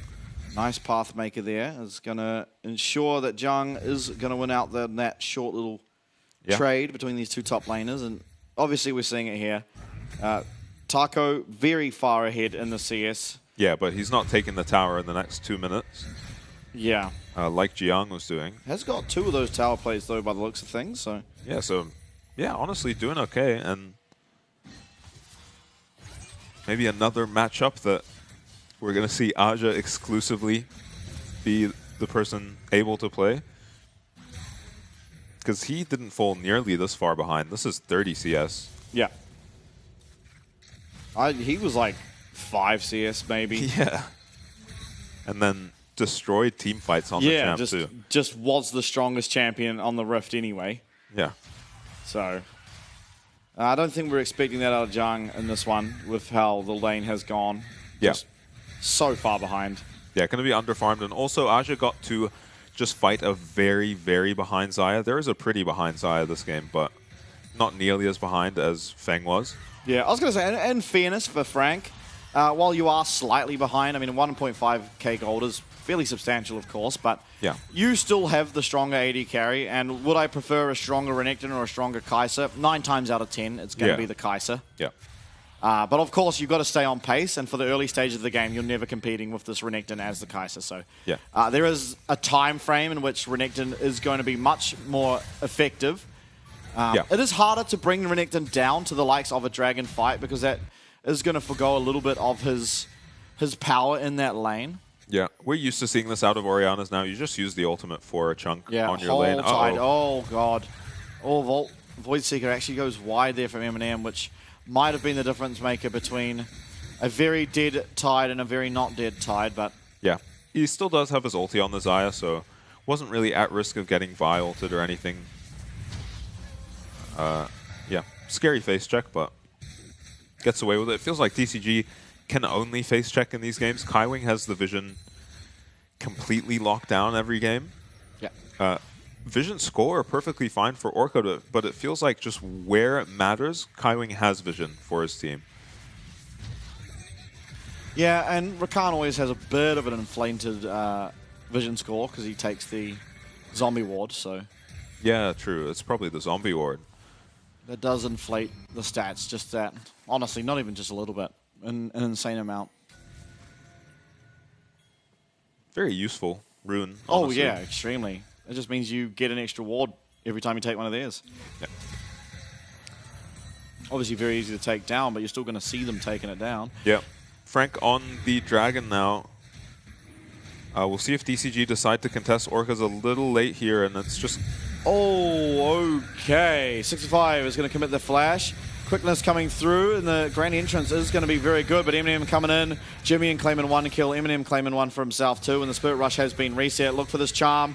Look for this charm. The charm's not even going to need it. And there's going to be Kaiwing coming in, finding the CC, and the miss on the attack shockwave, and what was that? Jimmy unable to get the kill on the bot side as well. Tide going down. Oh, DCG, no. They were firmly in control, and a flash attempt at stealing the Dragon from 665 tips this game absolutely on its head. Yeah, a completely unnecessary attempt to steal. You were kind of fine with them taking a second Dragon there. Oh my, Jung finds his way here onto Taco, and from bad to worse, as it looks like Taco might be going down. The flash may get him just out here, as he's actually positioning pretty aggressively. Oh, I don't think they knew where he went. No, they don't. Yeah, he had two bushes he could have flashed into, and they chose the wrong one. Jung wisely not going to walk into that bush and likely lose his life, but that was a very close call. Let's see what happened in the bot lane. Tide again, just in this tri-brush, trying to get to the fight. Uses his ulti early, but Eminem's able to flash after him and finish off the kill. Looking good on the Xayah again. Kaisa. Oh, Kaisa, sorry. Jimmy in. Allowed Ahri for the third game in a row. Off to a better start than the previous game. Well, I guess he got soloed this time, but that was so clean in the mid lane. Dodging the Ori ulti and landing that Q. Yeah. Struggle to find words for it. But yeah, again, another good showing from Jimmy, and outside of the, I guess, mistake early on into the game, and Eminem doing perfectly fine once more on this Kaisa. You know, a lot of people hate when it's just the Kaisa Xayah meta, but I think that's my favorite meta to watch in terms of early carries. Yeah, they're because very there impactful. is so much outplay potential on both of them. You know, like Kaisa can just pull off some incredible stuff. Xayah as well with the Feather Storm, dodging a crucial cooldown and just ripping her on back. I think it's fun to watch personally. Taco's not going to take a 10-minute tower, but looking on track to take this tower very soon. Though he has to fight Jiang off this wave now. He's holding the wave. And Eminem item completed. And a pickaxe versus no item yet for Tide. Well, valiant effort there. That was a bit of a prayer. So, and Malignant's finished now. So item advantages across the board for, you know, everyone but Taco and Orca, who somehow has his item completed, staying ahead of the support quest.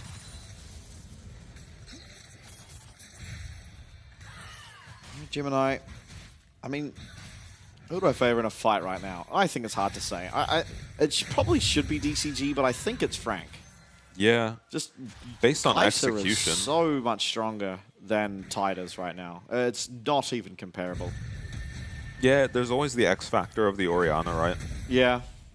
But when you're already kind of praying for big Orianna ults at this point, the game is going to be very difficult. You know, usually it's Frank praying for the big Orianna ult. Yeah, hold up. Jung actually, he might be getting aggressive here. I'm not sure he was going to go in on that, and probably shouldn't have, considering the ward was there, but... Yeah, Taco has item advantage. Oh, hold up. Eminem's here. 65 does pop that ultimate, and he is going to be taken down. There is nothing he can do. He's locked up. Eminem going to claim himself a third. And on track to compete with his 12 kills of last game now is Eminem here on the Kai'Sa. Yeah, 665 caught out again. Goes down very quickly. Gemini not even using the Vi ult there. So no hope for DCG to really do anything about this Rift Herald. No. And yeah, both mid laners just farming away. Orianna should outscale, but Jimmy has looked so good on this Ahri. Yeah, this one's feeling a bit rough. I mean, especially with how it started, right? DCG were so comfortably ahead. Yeah, they made a nice one play disaster play. Well, I guess it was multiple disaster plays all at the same time. And you see there, really, I mean, exactly what I was saying. It was just, they were ahead the entirety of the early game, up over 1k gold for many parts of it. And then one bad play, and all of a sudden the gold lead is just exactly reversed almost. In fact, extended even further. Yeah, and similar score lines every game. Instead of 4-1, we're 6-2 this time. I'm surprised by the redemption this game. Yeah, he rushed it Bard game too. Orca with a nice knock up there. Obviously has the battle dance to get himself out. Again, Gemini might be getting knocked up. Quickness come through. And it is going to be the cease and desist in response here. But the flash forward for 665 once again. But Jimmy's here to answer. Redemption coming through. It's going to top up those health bars. Jimmy going forward though. Charm connects. 665 once again taken so low. And M&M not quite with the ability to use that killer instinct. And all of a sudden though, it's not even going to be needed as 665 does go down. As does Taco. As does Orca. Now Chris Carter is going to be the next victim. If anything lands, they're not going to need to. Eminem is able to find that killer instinct, is able to find that kill, and all of a sudden it's a 10-2 in favor of Frank with a 4k gold lead and a third dragon now on the board. Yeah, Gemini using the Vi ulti as an escape in that fight essentially, and maybe a bit of frustration out of 665. Flashes in after him. Doesn't finish off the kill and goes down pretty quickly to a charm from Jimmy. And yeah, Frank have been completely dominant in these skirmishes and team fights all series long. It looks like a pretty good go onto the Vi here, in all honesty. Orca dodges out of everything and lands the engage onto him. This Vi ult was very strong to help him escape, and 665 flashes on, but Kaiwing peels his jungler very well. And Jimmy again in the fog, just waiting for the Xin Zhao ult to run out. Yeah, and the re-engage, right? Kaiwing just... Yeah. And the Orianna ult just goes completely wide here. Not catching anyone on the side of Frank. Oh, we got a Drifter. Nice. Yeah, Eminem takes out the mid tower. Maybe they go for another. Not much of a wave. All right, we're not going to drift this time. It always feels a bit scary. Hold up. Taco on a flank. We're trying to find our way here on to Jimmy, and we certainly do. He's knocked up. He's shut down. 6-5 claiming that one. Climbing as well. Likely to be taken out. Taco very much on him. He does get a bit of a speed up of 6-5, getting the slow off. It does mean that this Rail will be taken out. And now Gemini, Jiang, and Eminem backs against the wall in this 3v5, but there's no Baron. There's no real objective. Just as mid lane. Are they able to protect it? I think they might even be able to with just Eminem and Gemini, or very maybe risky. Yeah, no, they're not going to be willing to, and it is going to be at least the mid lane tower found. Yeah. Okay, 65 did turn around really quickly there. I was a bit scared that he was going to charge on into that inner tower. Yeah, 2 tower bounties and 2 shutdowns picked up for DCG. Is going to shrink the gold lead a bit. 2k in the lead for Frank, but the big thing is these 3 dragons, honestly, as well as a very strong Kai'Sa. Eminem does not have his flash. Will have it probably for this dragon fight. Yeah, it'll be close. Maybe not, actually. Yeah, it might it's hard still to be down. tell. But that's not only Eminem. You see there on the total gold, Jimmian as well. Second strongest person on the Rift. It is Chris Carter and Taco closely behind, but Eminem pretty far ahead of the rest of the pack. And it's really shown here. And 4-0-3 on the Kai'Sa. He's got his 2 items. He's almost halfway through his third. And we saw him really come online at about the 3rd item last game. You can expect the same out of this one, and maybe even earlier, as this Ocean Soul likely to be picked up or fought for before that 3rd item's power spike for the Kai'Sa. Yeah, definitely. We'll have to fight that if you're DCG. And it's going to come in no down. position to fight it at all. Yeah, it's just going to come down to a Rakan Orianna combo, really. If Frank allow it, then DCG can definitely win these fights.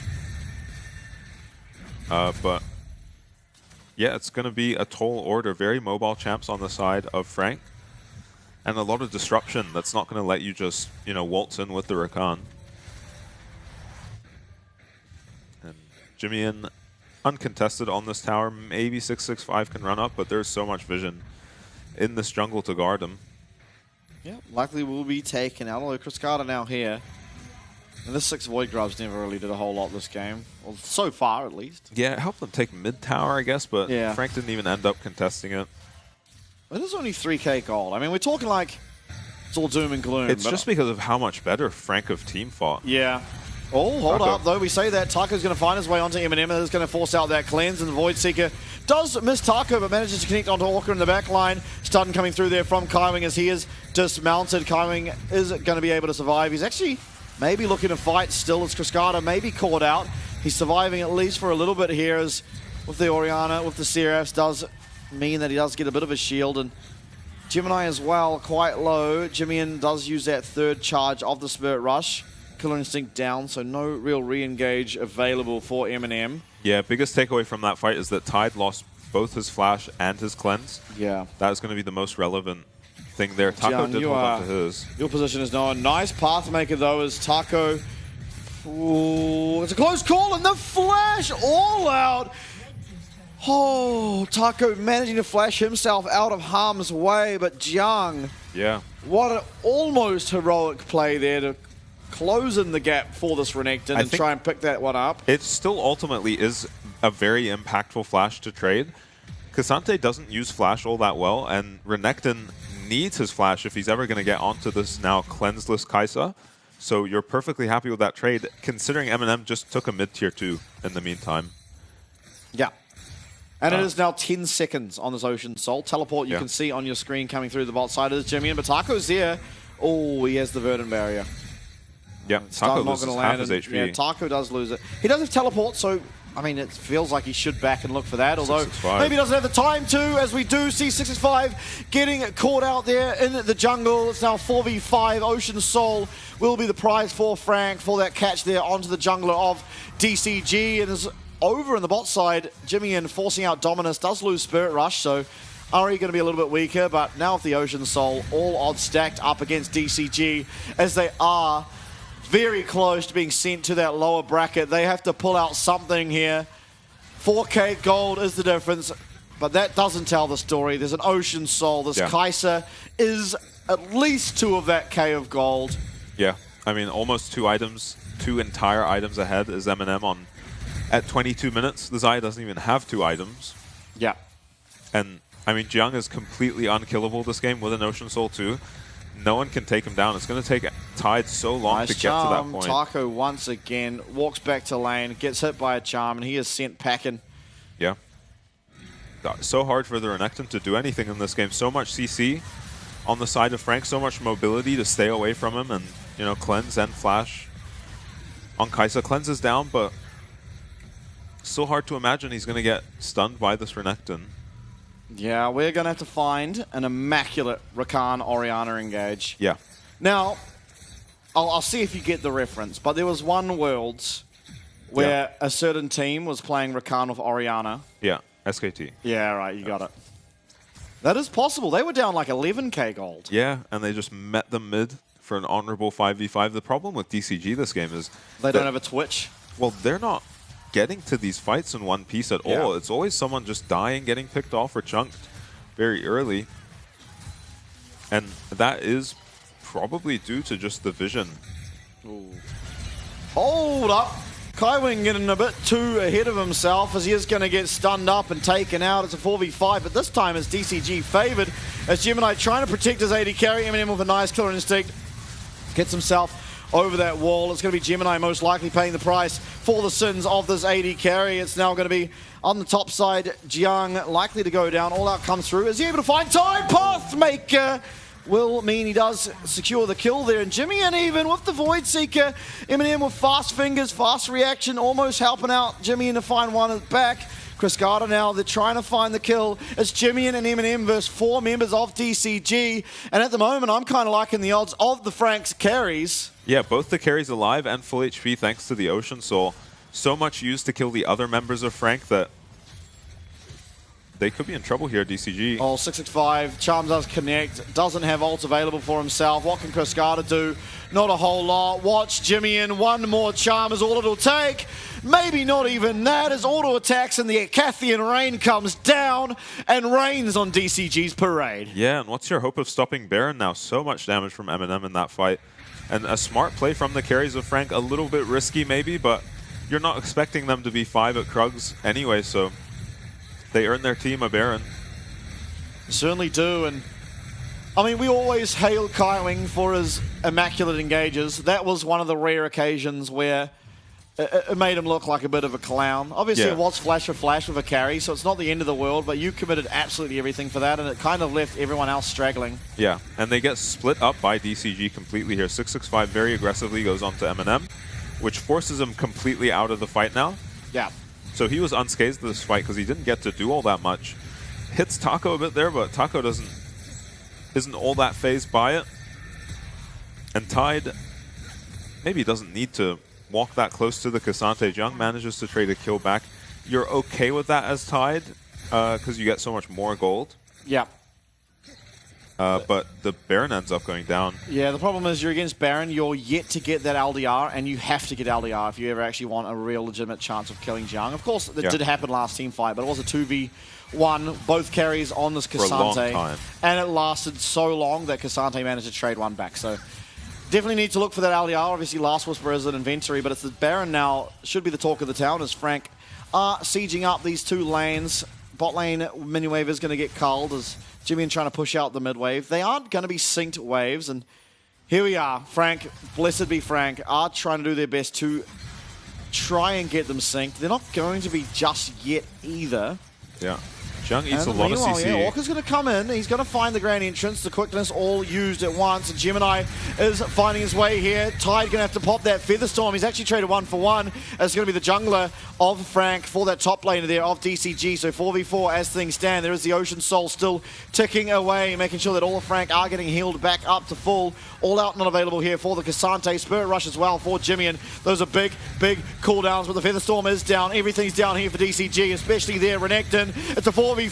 A very honourable fight, but it's going to be at least Eminem. He gets away with the Killer Instinct. It's going to be 65 going down, and now inhib mid, inhib bot. It's 4v3. Nice blade caller there from Tide as he's trying to find the damage, but the damage he has is lacking just that little bit. Path making out from Jiang. He's going to go backwards to make sure he does survive. And oh my god, Fang! Not even Fang, it's Tide with the blade caller. No LDR, but it doesn't matter. What a fantastic route onto Jimmy and Jang keeps DCG alive in this best of 5. Yeah, that's not the easiest champ to land a root on Jimmy and gets caught out by the Xayah. 2 inhibs still down for DCG, so they're licking their wounds a bit, but it's 20 seconds on the Elder Dragon, 10 seconds on both the solo laners of Frank. This could just be Elder for DCG.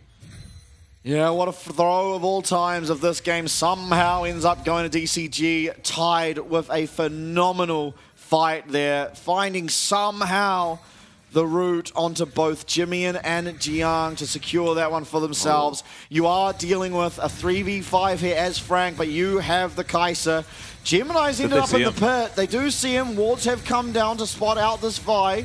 Not going to make it there in Tide. Tide getting hit though. Teleport now coming through. This is going to be Jiang. Eminem going to pull the trigger, as will Kaiwing, but it's going to be Tide once again as 665 gets the smite. 4v3. Jiang's trying to find the damage. He has the soul popping, but another one for Tide. Another one for DCG.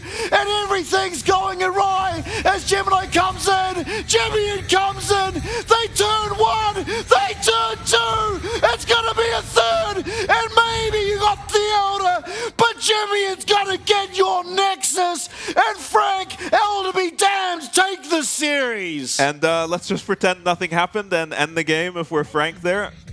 Just clinical clean, we picked up the Elder and we went to their base and ended the game. It was actually DCG who somehow managed to get the Elder, and Taco gets caught out TPing in front of the enemy team. I think he was trying to TP to a lane to push it or something. Yeah, definitely overstayed at the end there. It looked like Eminem had kind of sent it into the enemy team and died in that 4v5. But a nice play from Jimmy at the end there and cleans up the fight and gets it done. A little bit sloppy. Yeah, that fight needed a janitor. That fight needed a janitor, and it just so happened that we had one on hand as Jimmy arrives to that team fight late. He spawned late, didn't have teleport, had to run all the way there, runs there, claims himself a quick, snappy 3 kills. Absolutely perfectly played the entire game from both teams. Yeah. Ooh. Eminem landed, I mean, about a full carry's HP bar worth of poke onto the carries of DCG while they were trying to hit that dragon. Yeah, they were trying to deny the Elder. I see the play they were going for. Kylie had managed to find himself on a flank. Eminem had a way, obviously, to get to that back line. But he goes to the back line. Taco immediately stuns it. It's answered by the cleanse. But by then, Featherstorm's out. And all it take was Blade Caller into Flash, and you've just one-shot that so massive Kai'Sa. Eminem, the main threat for the entirety of that game for the side of Frank. But then it didn't matter. Jimmy, and he was still strong.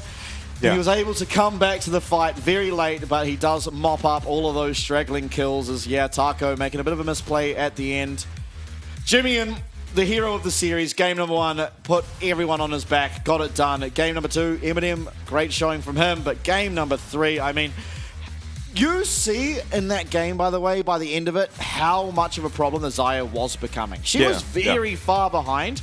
But it's not often you get a good composition to play Xayah into. But when you're playing Xayah into Rel, into Cassante without Ghost, into the Vi, even Kai'Sa, it's a fine matchup for the Xayah because it is the poke. It is the poke Kai'Sa, but it's not that full AP Kai'Sa. Where the poke lands, yes, it will be meaningful, but it's not as meaningful.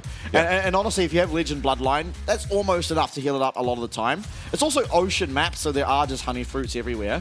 And it was not enough to really deal with the Xayah, the Kai'Sa by itself, along with some CC, but you saw it. I mean, that last team fight somehow, not the last team fight actually, the Nexus team fight, somehow finding a double route. That was without LDR and just still pretty much annihilating Jiang and Jimin immediately. And at that stage, Elder goes down, and it was a little bit of a miscalculation, I suppose, from DCG overstaying for Jimin to come back that kind of led to their demise. Yeah, they could have gotten out with the Elder and then I mean, their Nexus is open, but maybe we have a game on our hands there. Yeah.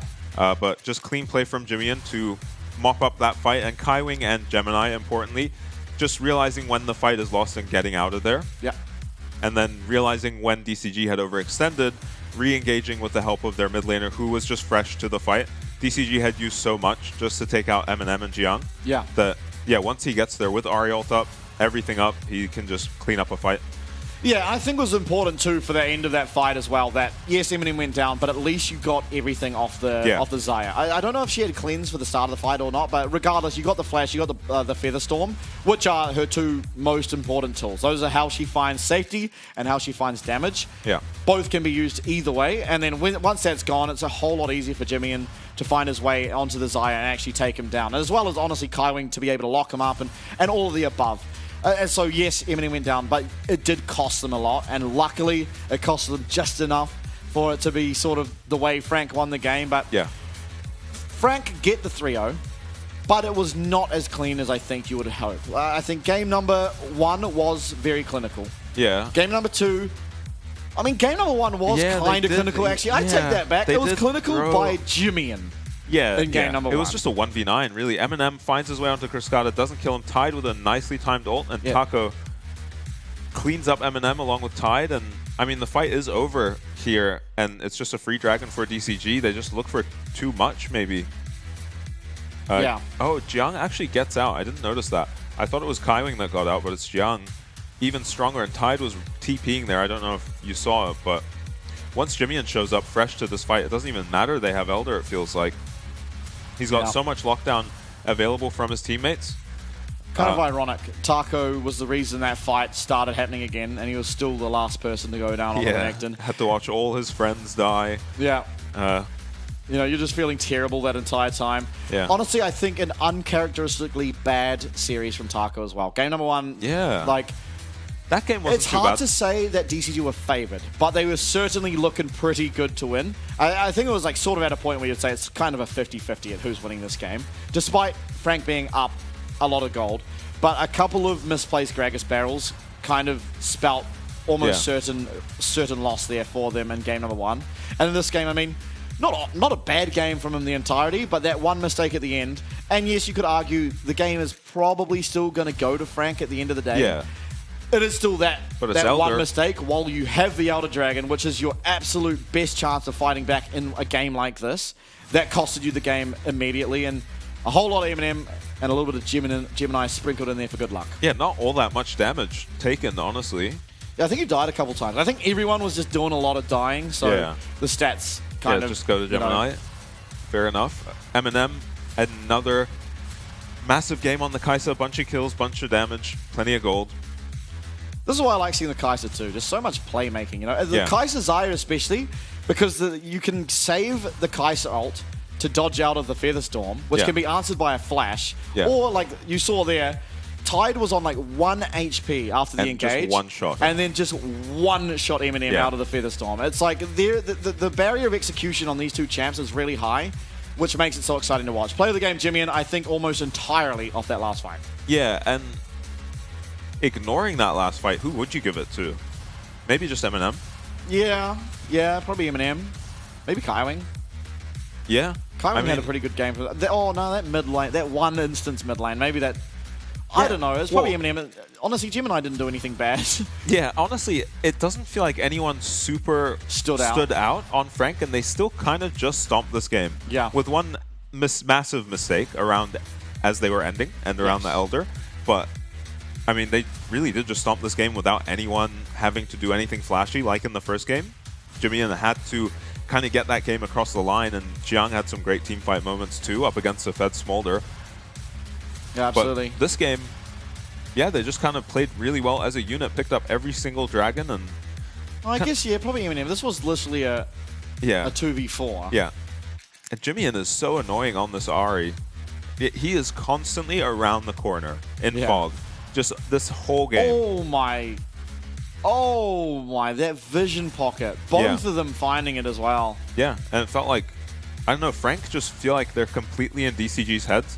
They knew where 665, I mean, this series is just exemplified by Gemini standing at his already dead Raptor camp, just at his jungle entrance, waiting for 665. Yeah. Once he sees 665, he pings him, and they both just walk the other way. He was just standing there. Level 3, right? Yeah, at level 3. That was one of the stranger some interactions. Jedi mind trick stuff. He just knew he was coming. It was kind of reminiscent, a little bit different, but reminiscent of, was it J-Team versus Ground Zero, I think it was? Yeah. No, J-Team versus Antic, where Enso just level 1 Nami walks up to top lane.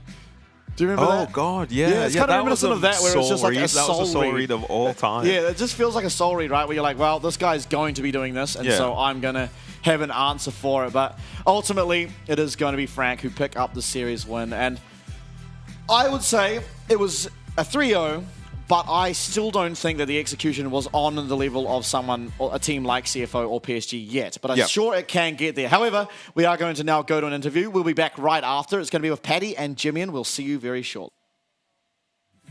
欢迎来到今天的赛后采访。今天来到赛后采访的是 FAK 的中路选手吉米恩，请吉米恩先跟观众打声招呼吧。大家好，我是 FAK 的中路选手吉米恩。Congratulations for winning against DCG and winning your first game in Stage 2. How do you feel about winning the game you just played? DCG 相手に勝利し、ステージ2の初勝利を獲得しました。現在の気持ちはいかがですか？非常恭喜你们顺利的成功打败对手 DCG， 赢下你们第2阶段的第一个比赛。想问一下你们赢下来之后心情如何？今天赢下来还是蛮开心的吧。但其实我们这几天的团练状况不是很好，所以我们有点没自信。但就是表现还蛮不错，我自己的表现也不错。然后就希望接下来我们也能就是改善那个错误。勝つことはとても嬉しいと思います。数日の前での練習試合をするときはあんまりいいパフォーマンスできなかった。ちょっと自信なくなっちゃいましたけど、勝つことはとても嬉しいと思います。あとはチームとしてもっとミスを減らすことができるならそれはいいと思います。So I'm pretty happy about today's split. In scrims, in our practices, we didn't perform that well. So I was a little bit not very confident about today's split, but I was really happy about winning today, and we're going to try to fix our problems. So this playoffs, you played 5 Ari games and won all of them. Are you surprised your opponent didn't choose to ban Ari? 今年のプレーオフではアリを5試合プレイし全勝しています。相手がアリをバンしなかったことに驚きましたか？今年季后赛你目前玩了5场阿里，5场全胜，你会不会很压抑对手没有 ban 的阿里呢？其实昨天我们在讨论的时候就觉得他们有机会 ban 我的阿里，因为应该说我们 FAK 就季后赛都只玩阿里，然后蛮压抑他们没 ban，然后第一把我就用了，然后也用的挺顺手的，然后就想说第二把他们应该给个尊重吧，结果也都没有，就很顺利的拿下今天的系列赛。とても驚きましたよね。あとミーティングの時は多分アリをバンすることがなりますのこういう状況になります。だからちょっと準備を行いましたけど、まさに相手チームがアリをバンしなかったことになった。ちょっと驚きます。はい。So yesterday when we were preparing today's game, we thought they were going to ban Ari because we only used Ari in the playoffs this season. So we talked about that, so we prepared that. But today, after the first game, when I used Ari, they didn't ban in the second game. So I thought we played pretty well with Ari, and I'm really happy about they didn't ban Ari today. So DCG's mid laner, Chris Kata, is a relative new player in PCS that has a very deep champion pool. Did you prepare any special strategy against him today? DCG のクリスターは PCS の新世代の中で非常に幅広いチャンピオンプールを持つ選手です。試合前に特別な準備や戦略的考慮を行いましたか？ DCG 的 Chris Kata 算是 PCS 新生代选手中角色池非常广的一个选手。今天比赛前，你有没有针对他做一些特别的准备或战术考量？其实我觉得他还蛮厉害的，就是刚转来中路不到就是半年，然后他就可以拿出那么多角色。昨天也是有想一下，大概他会用这种角色来打我们，但我觉得就角色海是归角色海，就有些角色需要做到100分才有它的价值的。相手のクリスター選手に対してとても尊敬していますね。